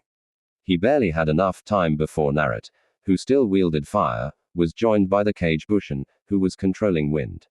And the two then forced their hands forward and unleashed a combined blast of fire and wind. And Nei quickly realized that he was facing serious danger, as there was no way he could withstand a combined attack from both fire and wind, as the massive vortex of fire and wind hit the area before him. The Hyuga branch member barely had time to breathe as he barely avoided a massive blast of pure lightning from his side as the lighting-wielding Kage Bushin unleashed powerful arcs of lighting from his arm. At that moment, even so, Neji did not get away scot-free. Before he could fully escape, the Kage Bushin leapt forward and in a spinning flip brought down a spinning back heel kick that was covered in pure lightning, and Neji got hit hard on the side of his body and sent flying back. Neji gasped as he was covered in crippling lightning that stunned him considerably, but was not going to get a break as he was suddenly hit from the back and sent flying into the air as the earth Kage Bushin fired a pillar of solid earth from below Neji and sent him flying upward. And then the Hyuga was unable to counter as Naruto came in with his fists and feet covered in flames and unleashed a powerful barrage of punches and kicks that hit Neji hard and following uppercut and sent the Hyuga flying once more. The water-wielding Kage Bush came into play as he leapt upward and unleashed a massive wave of water that turned into a massive hand which grabbed Neji and swung him around the ring and then released him and sent Neji sliding on the earth. And when he stopped, he coughed out some blood and he looked to see Na and all 4 of his element-wielding Kage Bush and moving in formation, and he couldn't help but try to get to his feet. Na growled and spoke to Nei. So had enough. Neji was not going to give up as he got back to his feet. He was not going to give up at all at the moment. However, Naruto was not the kind to let things go easily, and he decided to take it up a notch, and he nodded to all his Kage Bush and then to Nei and everyone else's surprise. The earth-wielding Kage Bushin became fire. The fire-wielding Na now wielded water. The wind-wielding Kage Bushin became earth, and the lighting-wielding Kage Bush became wind. This effectively made Na and his Kage Bush switch places. And since Neji could not tell which was the real Na due to the cage bush having the same chakra and making his ability to see even harder where was the real Naro at the moment. Na, however, was not giving up yet as he shouted another command. Cage bush and no jutsu. Yet another group of cage bushin came on the scene. This time there were 10 of them. And sure enough, HT newly summoned cage bushin shouted the same Dragon King blood release command, and they were quickly covered by the tattoos and using different elements. Neji now found himself surrounded by a much larger number of cage bushin at the moment, and all of them were wielding a different element and were ready and eager for a fight. The Hyuga couldn't help but see himself surrounded by those cage bushin who were wielding fire, wind, water, earth, and lightning. He didn't know what to do at this point in time, and before he could do anything, all of them charged at him and he got ready to defend himself. But before he could do so, 3 cage bushin wielding earth hit him with several earth-based attacks. The first included a flying wall of earth. The second several large chunks of earth powerful enough to crush bones and pulp flesh. And the other one was a number of earth tendrils. Neji managed to evade most of them, but his injuries made his reaction time even slower as he was hit by a part of the wall and sent rolling back as the 3 wind-wielding cage bush attacked in tandem, and he was sent flying into the sky with a pillar of wind, and Neji was thrashed about left and right. And then 3 cage bush wielding water moved upward, being able to fly with the use of water to propel them UPW. Odds. And then all 3 unleashed a powerful wall of water that slammed hard into Ne and sent him down to the ground. Ne tried to get up as he was soaked in water. And as he did so, he looked up and got a full blow to the face with a lighting-covered uppercut and was only able to scream in pain. His body was stunned by the attack. And he saw 2 of the same lighting-wielding cage bush making their move. One leapt over the shoulders of the one that gave him the uppercut and kicked him solidly in the chest and sent him flying back. And the third did the same and followed him in mid-flight and flipped in flight to deliver a powerful reverse heel kick covered in lightning that sent him crashing down to the ground once more. The crowd could only watch in shock while the other Jonin were very much surprised. Incredible to be able to use all 5 elements without hand seals, not mention being able to shrug off that many injuries and hit with even greater force, speed, stamina, and recovery. I guess my father was not kidding when he said that Naruto's Kekai Genka was unique. Asuma said as he took a fresh cigarette and looked at the sight of Neji being beaten so easily at the moment. When the fight had started, it turned from a supposed one-sided battle into a powerful free-for-all fight that was impressive to the core. As Naruto fought with a skill that was against the image of him being the class clown, as the fight grew more intense, it seemed that Neji had the chance when he used the special attack of the Hyuga main branch family. But Naruto not only survived it, but shrugged off the effects without any damage and then used his Kekai Genka, and this was the result. I agree. This is certainly not the Na many of us knew back in the day. Kurenai replied as she gazed at the situation before her. Hinata would no doubt have been impressed as well in her mind as she looked at Naruto, who was standing defiant, surrounded by his cage bush, who wielded the elements easily, and were more than capable in inflicting massive damage and attacks on Neji. At the moment, she was impressed by the way Naruto had fought with Neji and wondered just what sort of training had he been undergoing for the past month to be at this level of ability. This was on Kekai Genka that in her mind was proving to give even the noble Hyuga clan's Kekai Genka a beat. The other Chunin and Jonin were also impressed. At the rate this fight was turning out, Naruto was proving to be more than a match for Neji. If Ne attacked, he would be able to cut or hit Naruto hard enough due to the fact that Naruto's body is a lot harder than normal and was a lot stronger. And Naruto could use the elements as shields to protect himself in combat, further adding a high degree of ability for the blonde genin. His attacks were also deadly as since his Kekai Genka allowed him to control elements without hand seals and without harming him. This allowed him to use the elements to further increase his combat damage. And the results were obvious with some of Naruto's attacks on Neji, namely the ones where his arms and legs were covered in lightning as attacks from that had a stunning effect on Neji's body as the energy sent his nerves on haywire and even forced Neji to stop using the Bakugan. Hiashi himself was very much surprised by the results. Like all the clan heads, he had balked at the idea of Na being the head of his own clan, as such a thing has never happened before in so many years. And he too did not like Naruto all that much, as he too was familiar with Naruto's dark secret. Hiashi also knew of his daughter's longtime crush on Naruto for some time, as despite his attitude towards Hinata, he did keep tabs on her. When he found out that she was attracted to Na, he was displeased but made no move to stop it. Hearing as Hinata would train her best to get not just his approval but Naruto's own approval and recognition as well. Now that he saw Naruto's Kekai Genka in action against Neji, he couldn't help but feel a bit threatened. This ability was totally unheard of. This Kekai Genka descended from the bloodsome mythical creature that supposedly visited their village and granted its power to Na and many of the clan heads. And the ninja. Many of them thought of it as something that would be nothing more than a jutsu. But after all he had seen, this was different. Na wasted no time and quickly closed the distance, and so did all 14 of his Kage Bushin. Ne decided to take one last shot at defeating Na, but that was not going to work as all the Kage Bush vanished instantly. What? Ne tried to react at that moment, but he was too late, as the real Na, who had secretly bowed his way underground with the use of earth, making a 15th Kage Bush to take his place, and had been able to evade the Byakugan. And as soon as he leapt out, he unleashed a powerful right hook that finally sent Neji flying. And then he flipped and attacked the Erevis spinning heel kick that hit Neji right in the head. And that was enough to send Neji to the ground, hitting the ground with a bang as he coughed out blood. The real Na glared and was far from done as he lifted Neji by the neck, and he began to choke the Hyuga clan member and glared at him and ready to fist. You tried to kill Hinata with one strike. I think I should give you same experience, to be fair. Now die. Genma tried to move in, but seeing how Naruto had easily demolished Neji, he was more cautious. Hai looked on and felt worried as he was about to see Neji be killed. Neji couldn't help but feel that this was the end. But in truth, Na stopped his fist a mere inch from Neji's face and he pulled it back and spoke. Do you apologize? What? I said I was going to beat an apology out of you for those comments you aimed at Hinata. And to those whose dreams you tried to talk down, and now that you can barely stand, I suggest you give me the apology I asked for. I come on, nay, it's not that hard, is it? Or are you too proud to say those words?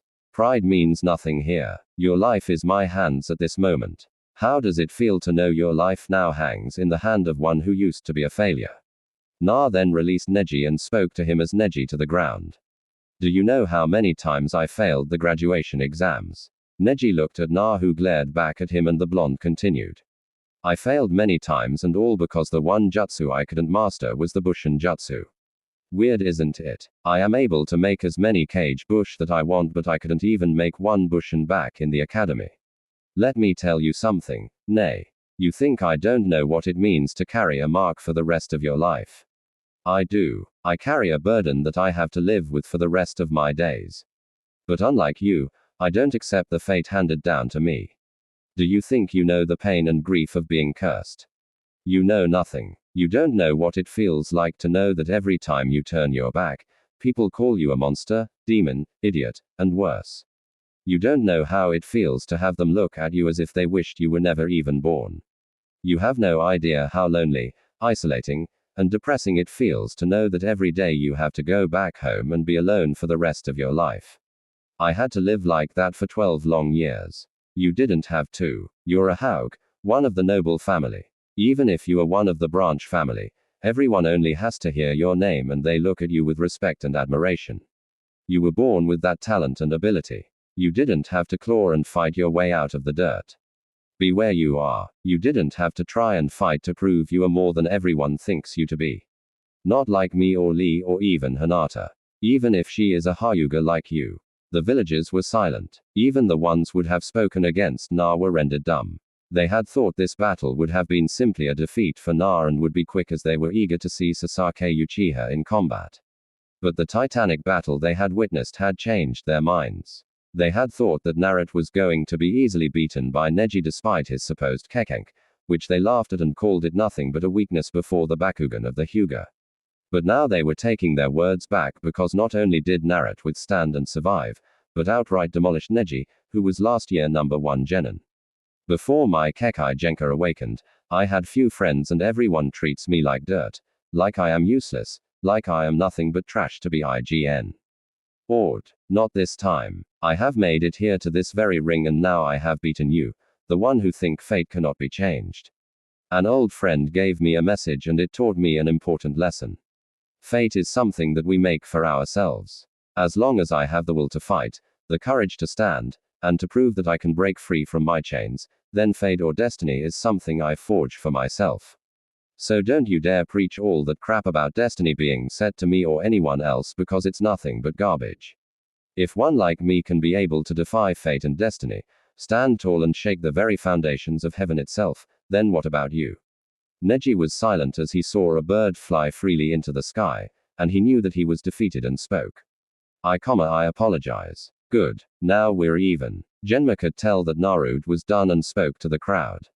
The winner is Naruto Uzumaki. As Na walked of the ring, he was greeted by cries and shouts of congratulations and more, and he looked to see that the crowds were cheering the performance. He had proven to be more than anything they had pegged him for. There were still others who were not happy with him, but the rest were impressed. Even the Jonin and Chunin who were there were impressed, and the other clan heads were also looking with interest at Na. It made him smile greatly at the results, and he felt that he was now making his way to the dream he had long held close to his heart. And when he saw the smiles of both Jera and Fenrix, as well as Fenrix's nod of approval, he felt even more elated. In the area where the other contestants were, they were having mixed reactions to the battle they had witnessed and saw Ne being escorted away by Medic Nin. How the heck did he do all that? Was that really his Kekai Genka? Who would have thought he would have that kind of power of all people? Fenrix heard the murmurs quite easily and laughed a bit to himself in good jest, and then directed his attention to his warden and student.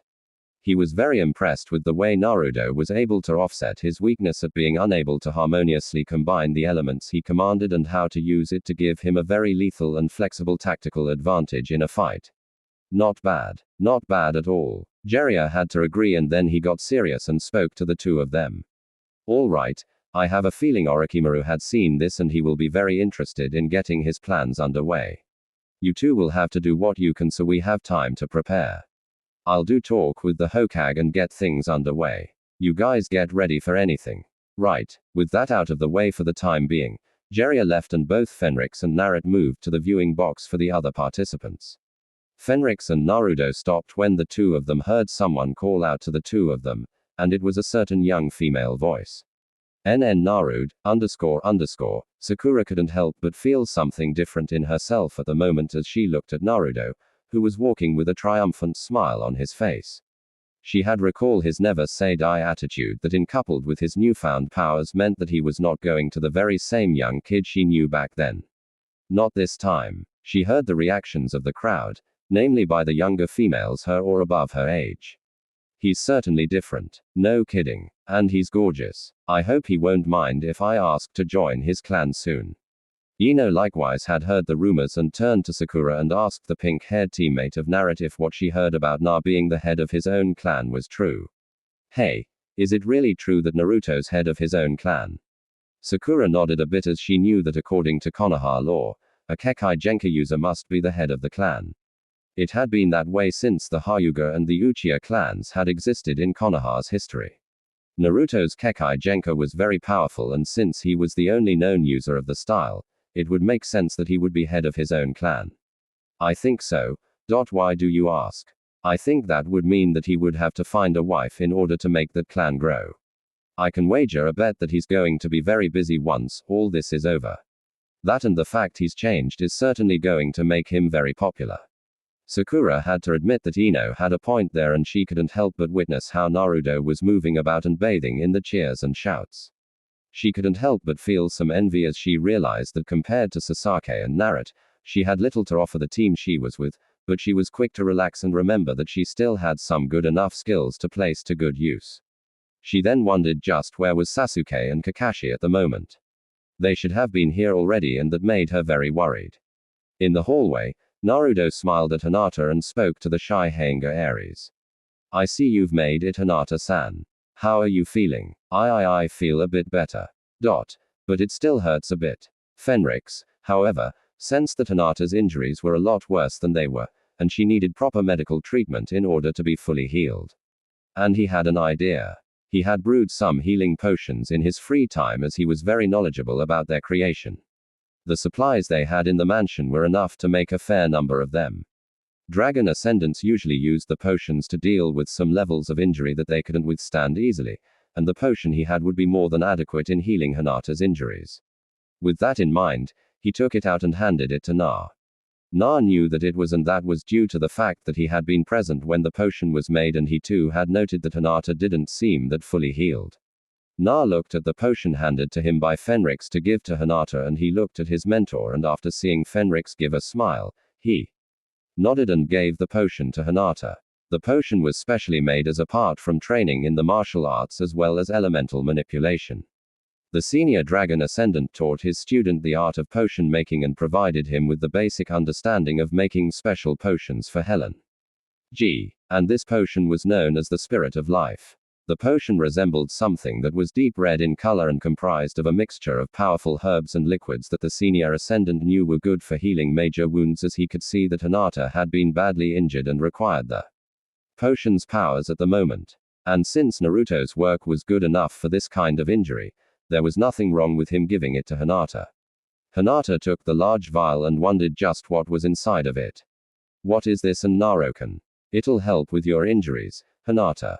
Don't worry, it's perfectly safe." Hinata nodded and removed the stopper and took a drink of the liquid and finished it.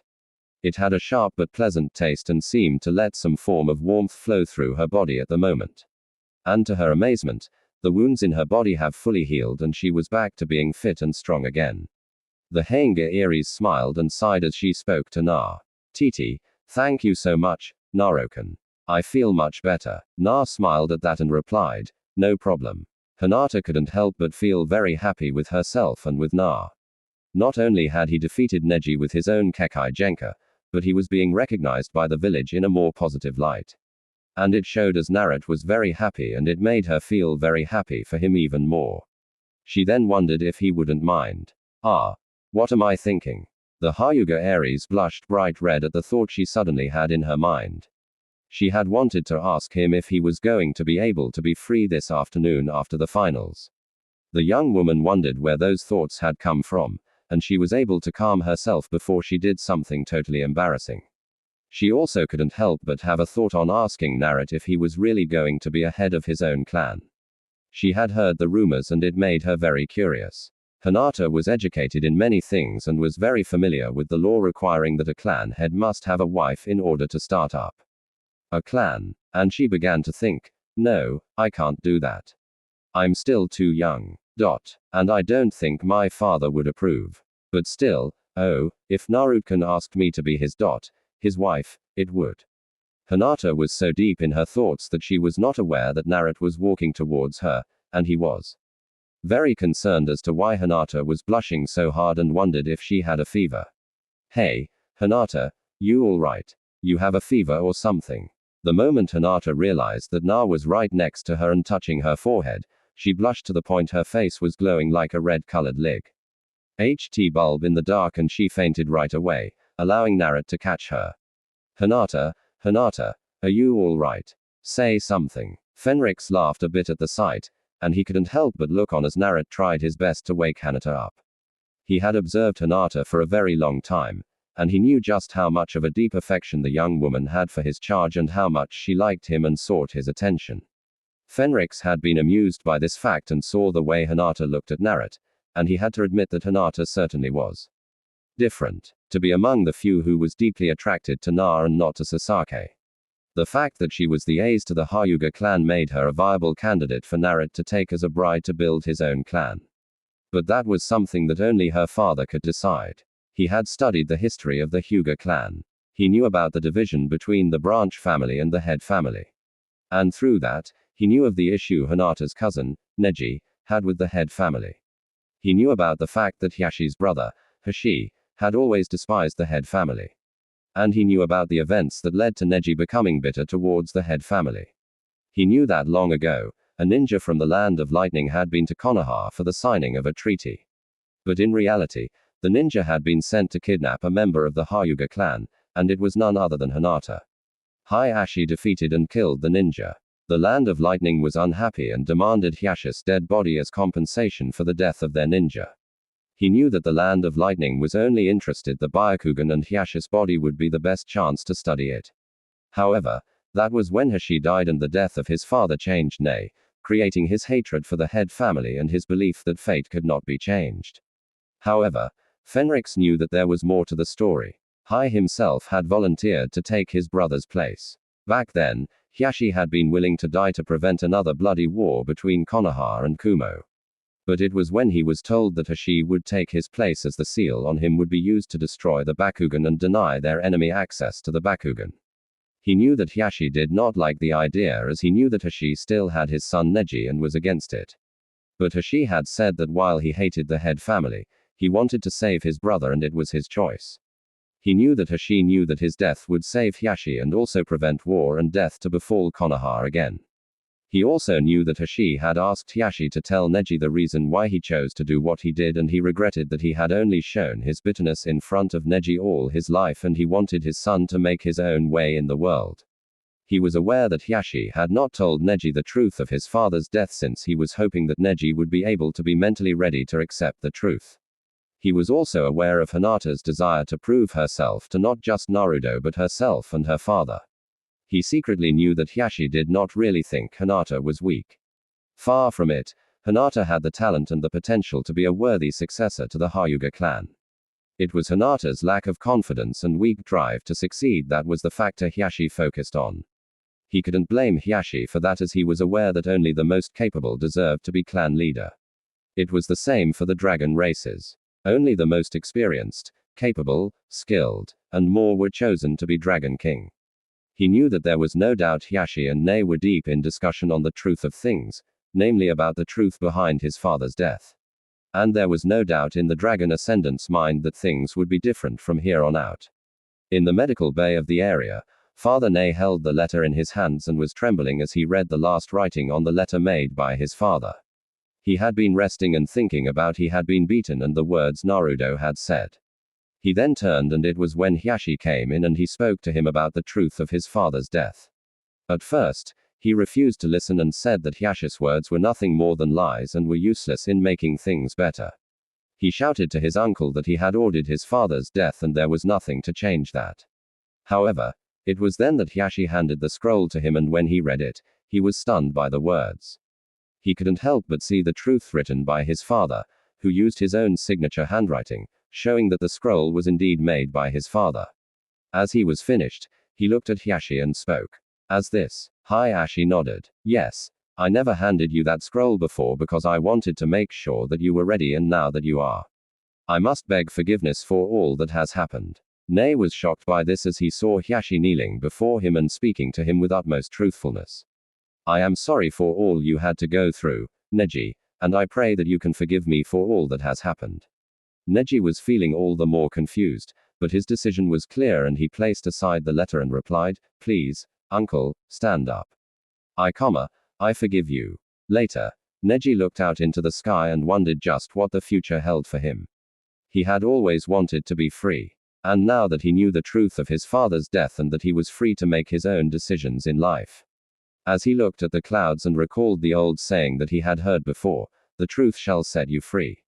Knowing the truth that despite the fact he chose death, his father chose the path of his own free will and was never forced into it, he could have refused since he would have not wanted to die for the head family. But he chose to do so, and not as a member of the branch family, but as Hashi's brother. Neji thought it over and checked his injuries and decided on his course of action. I will not lose ever again, father. I swear to you, I will not lose ever again. I will make my own destiny and I will make you proud of me. As for Hashi, who was also deep in thought, the head of the Hyuga clan had thought of something important, something that he knew he should have done ever since he became head of the Hyuga clan. But hesitated to do. After seeing Neji's growth and his natural skill, it was about time that he went to work on mending some old mistakes. The Hyuga clan was in a rift that had to be healed, and he knew just what to do. He also thought about the future of his daughter, Hinata. The rest of the matches proved to worth watching in Naruto's mind as well as that of Fenrix. Both senior and junior dragon ascendants. Naruto's month-long training with his senior ascendant teacher had taught him the value of studying a fight. To know just how the battle would turn out, and the next battle he witnessed was the battle between Shikamaru and Temari. While many of the crowds were against the whole thing, Temari and Shikamaru were going at it, and the lazy but intellectually gifted genin of Konoha had said something that apparay NTLY had angered Temari as she attacked him with great strength and speed. However, Shikamaru was showing his intellect in the fight, and Fenrix approved of it, while Naruto cheered Shikamaru on to see how the fight would turn out. All the while, both were being eyed by Gar. The sand-wielding ninja had a lot to think about after witnessing Naruto's abilities in combat, and he was eager to see who among them would survive a one-on-one fight. The fight turned to Shikamaru's favor, and he was about to be able to win, but he surrendered. And when that happened, Naruto was not happy, and neither was Ino, who had been cheering him on before. Fenrix, however, had seen that Shikamaru's decision to forfeit was the right one. The boy was exhausted and didn't have enough chakra to hold Temari, and he told that to Nar as well, and Naruto had to admit that in light of the situation, Shikamaru made the right move. However, it was not long before the main fight everyone was hoping to see was about to start. A lot of them were eager to see the fight between Gar of Suna and Sasaki of Konoha. And the sight was getting very interesting, and it annoyed Naruto a bit on what was his teammate up to. I wonder where Sasaki and Kakashi-sensei disappeared to Thin's time. They should have been back at least a day or two ago. Whatever technique Sasaki has learned must take a long time to master now. That is why they take long. In fact, they should be already here. Are you sure? Fenrix-sensei. Yes. I can feel them coming already. You should be able to do that, too. Na tried to focus and faintly smiled as he felt the arrival of Kakashi and Sasaki, and that was enough for him. Fenrix observed that and smiled a bit. Naruto was developing already his ability to sense the chakra of another person, but it was not yet at the level needed to fully sense everything and everyone's life force in the world in all its entirety. For now, it seemed that the long-awaited battle with Gar and Sasaki facing one another was about to start as the two finally arrived, and Sasaki turned to see Nar and Fenris looking, and he merely gave a slight smirk and got ready to show his own growth under Kakashi. It was then that Lee and Guy had arrived, and both of them were told of the victory of Naruto's Kekkei Genka over Neji. Lee was impressed and hoped to face Naruto's own Kekkei Genka to see how powerful it was if it could outmatch Neji's Bakugan. The battle was starting and everyone was cheering Sasaki on. But both Naruto and Fenrix had the doubts. They both recalled the time that they had heard Gar's words, and the two knew that this fight was not going to be simple. Despite the fact that Sasaki was using the same power, technique, and speed as Lee, both knew that Lee's taijutsu skills were not enough, and is then that. It was then that Gar created a massive sphere of sand that surrounded him, and no amount of physical attacks from Sasuke could break through it. However, it seemed that Sasaki was not deterred, and then he summoned his chakra and created a sphere and then ran down with lightning coming from it as well as a strange sound. Guy turned to Kakashi and spoke. So that's why you taught him the same techniques I taught Lee. You taught him your lighting edge. Yep. That's only possible since he is an Uchiha with the Sharingan and is like me, a lighting chakra user type. Lightning edge. What's that? Both Ino and Sakura asked. The two Jonin and Guy took the explanation to them as well as Choji. The lighting edge is a term for Kakashi's only original technique. It's named that way that it was able to cut through a lightning bolt during one of Kakashi's missions as AJ Onin at a young age. Cut a lightning bolt. Wow. Get real. Guy continued with the words as Sasaki was still there to attack Gar's sand shield. But its real name is Chidori. Chidori. Guy nodded and replied, that is the lightning edge's real name. It is an assassination-style attack that focuses the chakra to the arm until it can cut through anything it hits and is very fast. It sounds like 1,000 birds chirping as well, which further adds weight to the name it has. However, it is still a ridiculous move in my mind. Kakashi snorted a bit in a friendly manner. You're the one to talk. Isn't that right, Lee? Lee didn't say much and was silent for a reason. He had once mocked Sasaki that he was not fast enough in the body to match him. But now the Uchiha was able to do so. Nar and Fenrix, however, were not focused on the technique. Impressive as it was, they had other thoughts in their minds. It seemed like Sasaki would come out on this battle all right, but the crowd were about to get something none of them bargained for. Blood. It's my blood. The cries from Gar frightened everyone as he sounded like he was turning insane with rage, shock, pain, and anger. It was then that Sasaki had no choice but to shout in his own pain and use his lightning to free himself as something began to wrap around his arm. And he was surprised to see the sand coming around him, and he knew that he had to escape fast. Something was not right. It was after he escaped that a massive arm of sand came out from the hole that was in Gar's sand sphere and tried to crush him like a grape. Everyone in the arena gasped in shock at the sight of the massive arm that came out and tried to crush Sasaki. Temari and Kankaro, however, had seen that before and knew quickly that things were about to get very ugly. The elder brother of Go recalled seeing that happen, and he was not able to eat for a week after that, and Temari was no worse for wear either. What the heck? Kakashi was surprised greatly, as well as Guy was, as they looked on at the sight before them. They both knew Ga was different. But this Sakura and everyone in the Rookie 9 were also shocked by the sight. And in Sasuke's case, he heard a dark bestial growl. And then he saw something moving. And then he saw it. A very evil-looking eye with great blood, lust, hunger, rage, and more looking right at him. And he felt fear hit him right in the heart and body. What is that? Fenrix sensed something terrible awakening deep in the sphere of sand. He could feel it. Something dark, malevolent, and bloodthirsty. It was not a very good feeling, and he could see that despite Naruto not being up to the level to sense it, felt something in the air like he did as well. This was not a good thing. Something's wrong, Sensei, there's something in the air. It's Ga, or rather, what is inside of him. It was then that the plan of Orochimaru took center stage. A masked Anbu had been able to witness the powerful battles, with Naruto and Neji being the first, and then this made his move, and suddenly the audience began to fall asleep. And in moments, everyone in the arena were under the genjutsu that the Anbu was casting on them. However, not everyone was caught, as several Konoha ninja were able to counter the jutsu. And it was the signal awaited by Orochimaru's forces as hordes of sound and sand ninja began to attack Konoha from the inside and outside. And it was then that a smoke screen covered the Hokage box. And then in moments, the fighting had started. The invasion, despite the snag, had begun. In the ring, Naruto and Fenrix, however, were unaffected by the genjutsu due to the fact that both of them had dragon blood in their veins, which allowed them the ability to resist illusion-based attacks on them. And as soon as they saw the ninja, they leapt into the ring and began to fight them off. Several sound ninja were quickly sent flying back with intense force, as Fenrix merely gave a light punch to them. But unlike Na, Fenrix could unleash his full strength, and if he had not controlled his blows, it would have sent them flying beyond the ring itself or dying from sheer impact force. Sooner and sound ninja slamming hard into the walls and other parts of the arena by the two. The senior dragon ascendant moved quickly to his student's side, and the two fought side by side and made their way to where Guy and Kakashi were at that moment. They had been so busy fighting that they were not aware that Sasaki had decided to go after Ga, Temari, and Kanguro. When the three siblings had left the arena, the two Jonin were more than able to take care of themselves.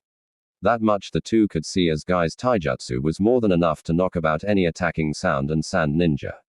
While Kakashi was proving to be more than able to fight well, Naruto quickly turned and blocked an incoming attack from a sound ninja towards Sakura, who was barely able to stop an attack directed at her unconscious friend, Ino. The sound Jonin's smile vanished as he saw that his sword was cracked when it struck Naro at the neck, in which a stroke would decapitated a normal ninja. Na retaliated with a powerful kick towards the rib cage, and the sound of breaking ribs were heard, and the ninja was sent flying back. Three sand ninja attacked, but Na merely reacted by unleashing a powerful blast of fire coming from his mouth, surprising Guy and Kakashi as they saw that Naruto had not used any hand seals. The three ninja were burned and sent back as Naruto turned to Sakura. "You all right, Sakura-chan?" "I'm fine, but Ino's still out at the moment." "What the heck is going on here?" Kakashi replied in answer to Sakura's question at the moment. "We're under attack by sound and sand. Apparently, they were planning to hit us with our pants down, and one of their agents used some sort of genjutsu to put everyone else to sleep. Only a few of us were able to counter with the release jutsu." Fenrix then turned and saw what was happening with the Hokage, and he knew just what was going on at this moment in time. The leader of this attack, Orochimaru, he seems to be after the Hokage at the moment. There is a barrier being set up by 4 individuals who are also using some parts of the shield to protect themselves. The power in that barrier is considerable. Na looked, and through his dragon blood enhanced vision saw the very same thing that his dragon ascendant teacher was seeing at the moment. And he growled at the sight of the man who was currently facing the Hokage. He wanted to fight, but he knew that he had to help protect the village. The old man would not have him do anything else. Damn it, that bastard is behind everything. But I can't let Sasaki fight alone with Gar, and I can't let the village suffer anymore. What should I do? Fenrix could see the conversation between the two as they began to fight one another. He was skilled in reading expressions and lips and could tell that despite Orochimaru's confidence in the seeming battle and his age, Shirobe was intent of rectifying his mistake of letting Orochimaru live once and for all. The senior ascendant wished to aid Shirobe, but knew that doing so would not be wise at the moment, and this was between the two of them, and interfering was a mistake as well. He could see the conflict in Naruto's eyes and actions and replied, "We must trust the Hokage Na. He will need us to defend the village, and we need to give the ninja of the village time to organize the defense. Once we are done, we can help in finding Gar. Now come on." Na nodded, and the two of them moved out while Kakashi turned to see Shikamaru and Sakura ready for action. He knew that these two had not worked together before, but he knew that they were going to be helpful in locating Sasaki. Naruto's words about Gar being unlike anything Sasaki ever faced were proven true when he and the others saw the massive bestial arm of sand that nearly crushed Sasuke's own arm when he used the Chidori on Gar's sand shield. He had a feeling that Sasaki was not facing a normal ninja, and he began to think about that more carefully. There was only one possible reason. Gar. He must be carrying a tailed beast as well. Sakura, you and Shikamaru do what you can to track down. With that, the group left, unaware that Shino and his bugs had tagged along with the intent of finishing a scheduled fight with the certain puppet-wielding sand ninja. Several sand and sound ninja were about to overwhelm some of the Konoha ninja who were fighting back when they were suddenly hit by a combined blast of wind and lighting, and many of them fell dead as both Naruto and Fenrix moved into by the Konoha ninja enough time to rally and counterattack.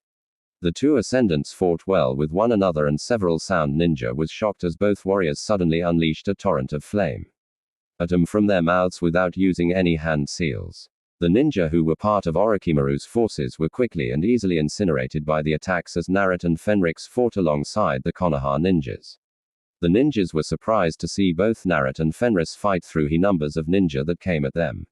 One band of sound ninja were violently sent flying by a powerful wind blast from the senior dragon ascendant, while another band of sand ninja were hit hard by a powerful wall of water from Na.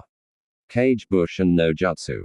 Na summoned his Kage Bushin and then had all of them transform, and the sound and sand ninja forces found themselves under assault from Na and his Kage Bushin, who were using various elements in unison. Arcs of lightning, tongues of fire, waves of water, walls of earth, and blasts of wind sent the ninja flying and eventually running for their lives. And no one could blame them, as Naruto's powers proved to be more than enough to stem the tide for the Konoha ninjas to rally and counterattack. Fenrix himself was able to combine the elements under his command with overwhelming force, sending blasts of wind mixed with fire with undeniably devastating results on the ninja forces arrayed before him. He would then unleash a combination of water whips mixed with arcs of lighting, and did so with minimal effort, showing his much higher level of power and skill over Na. The two stopped and saw that more ninja were coming into the area. No doubt they had been held back as reinforcements just in case the initial waves were beaten back, and it seemed that they were now coming into play. The two looked at one another, and Na was not happy with the situation as he felt that he needed to help the others deal with Gar. And while he knew that Sasaki would fight his hardest, he was dealing with a ninja who had a demon inside of himself. And the creature was more than a deadly foe in combat. Fenrix then touched the ground and closed his eyes, making Na wonder what his mentor in the ways of the dragon ascendants was up to. It was then that Fenrix spoke to Na. "Na, we're going to have to call forth some support. You will need to work with me on this one." Na had no idea what his sensei was up to, but he trusted his sensei well enough and did as his sensei in the dragon ascendancy arts showed. The two of them drew their own blood and it glowed deep white for a moment, and the two drew a simple tree pattern that was moving, and then Fenrix and Naruto spoke the spell. "Warriors of nature, guardians born of the bones, flesh, and blood of the earth, hear our call and heed our wish. Awaken from your long slumber and fight as you have in eons past. We summon you." The blood that both dragon ascendants spilled glowed deep green and then faded into the eyes of all. The spell fizzled out, but it didn't. There was a massive rumble in the air and every ninja stopped from what they were doing. It even reached the rooftop that both Surby and Orochimaru were on. And then, to the shock of the invading ninja, the trees in the area surrounding the walls of Konoha began to move and come to life. The trees seemed to be alive, and then several squads of Suna and Sound Ninja were suddenly sent flying by the impacts of several of the long limbs of the living trees. Other were sent flying or were crushed by the feet of the tree men. Na gaped and looked at Fenrix, who smiled and spoke. It seems that the power of the ancients still flows strongly in this world. One ninja from Konoha was gaping in shock at the sight and spoke out loudly. What are they? Fenrix then answered the question. They go by many names, young man. But either tree ant or ant will do. They are living trees, guardians of the wilds and of long ancient groves. The members of the ancient dragon race who inhabited this world millennia ago helped create Mtagua. Rode the wilds as well as fight under the command of mortal humans who petitioned for their aid. That also applies to those who have undergone the blood ascension ceremony. And when the dragon race and their loyalist descendants left this world in the Exodus, the ants went to an ancient slumber. They only awaken when summoned by one who has a pact or tie with the dragon race, such as me and Na. They will defend Konoha with you, young man. So, you have no need to fear them. But I doubt the same could be said for your enemies. And that was true, as the ninja forces of Suna and Sound found that their weapons and current abilities were not enough to stop the mobile juggernauts, as they ants would lift up large boulders to throw at their reinforcements and use their arms and legs to either crush the incoming ninja or send them flying about. Fenrix turned to Na and spoke. We should get moving, Na. The others will need our help in tracking Gar. Na nodded, and the two of them left, allowing the Konoha ninja they had left behind to gape at the two. Such power was unheard of, and it took the fact that they still had to deal with the ninja in the village that woke them up. However, it was also when the plans for countering an invasion of Konoha came into effect, as the ninja forces of Konoha began to gather and launch a counterattack. The Anbu also got involved, as the other users of Kekai Genka began to fight back, such as Hyashi, Inaki, Shikaku, and Shua went on the attack. Naruto and Fenrix then caught up with Sakura, Pakken, and Shikamaru. But before they did, the two of them were in a discussion. Surby smiled at the sight. He had been told by Fenrix, master, so long ago about the ancient powers that slumbered deep in the world they lived in. And to know that Naruto was one of the very few with command of such powers made him see that the village would be in better hands. He then turned to fight Orochimaru once more. He knew that despite his old age and the fact that Orochimaru was stronger now, he was not going to let his past mistake be. He repeated as he got his ally Monkey King and Mahu was in his diamond staff form ready for the soon to fight. Orochimaru however spoke to Surby. Naruto has such a powerful bloodline. And you've hidden it from me all this time. Surby sensei. How did you manage that? I thought your spies would be able to tell you. But suffice to say, the power Naruto has is older than any Kekai Genka in existence. It might even rival the Sharingan, as Naruto is able to master it completely. What? However, you won't be able to know everything. I will never tell you anything else than that, Orochimaru. But you can be assured that I will defeat you here and now. Then I will kill you. Orochimaru glared and readied Kusanagi. Try me, old man. Sasake tried his best, but even when he used Chidori to sever the sand arm that Gar had, the Suna Genin was more than willing to fight and was even more determined to kill him. He would have tried to fight back, but he was almost out of chakra and he was in a very dire situation, and he was tempted to rely on the cursed seal. He recalled Kakashi's warning that he could only use the Chidori twice in one day and then he would be out of chakra. When they had been training with the technique for days before the finals of the Chunin exams, he had been told that the limit was 2 Ms. If he went beyond that, he would die. He had been able to get past Tamari in combat and conserved as much of his chakra as he could, as he knew that using it up against someone who was not his true target was. After defeating Tamari, he had moved on, but encountered Kankiro, who was fully rested and eager to pay Sasuke back for the stone he threw. But he was saved from losing more chakra by Shino, who had followed them in secret, using his bugs. Gar had been taunting him, and it made him very angry, and he tried to use the cursed seal to give him an advantage. Any advantage? You're too weak, Sasakeha.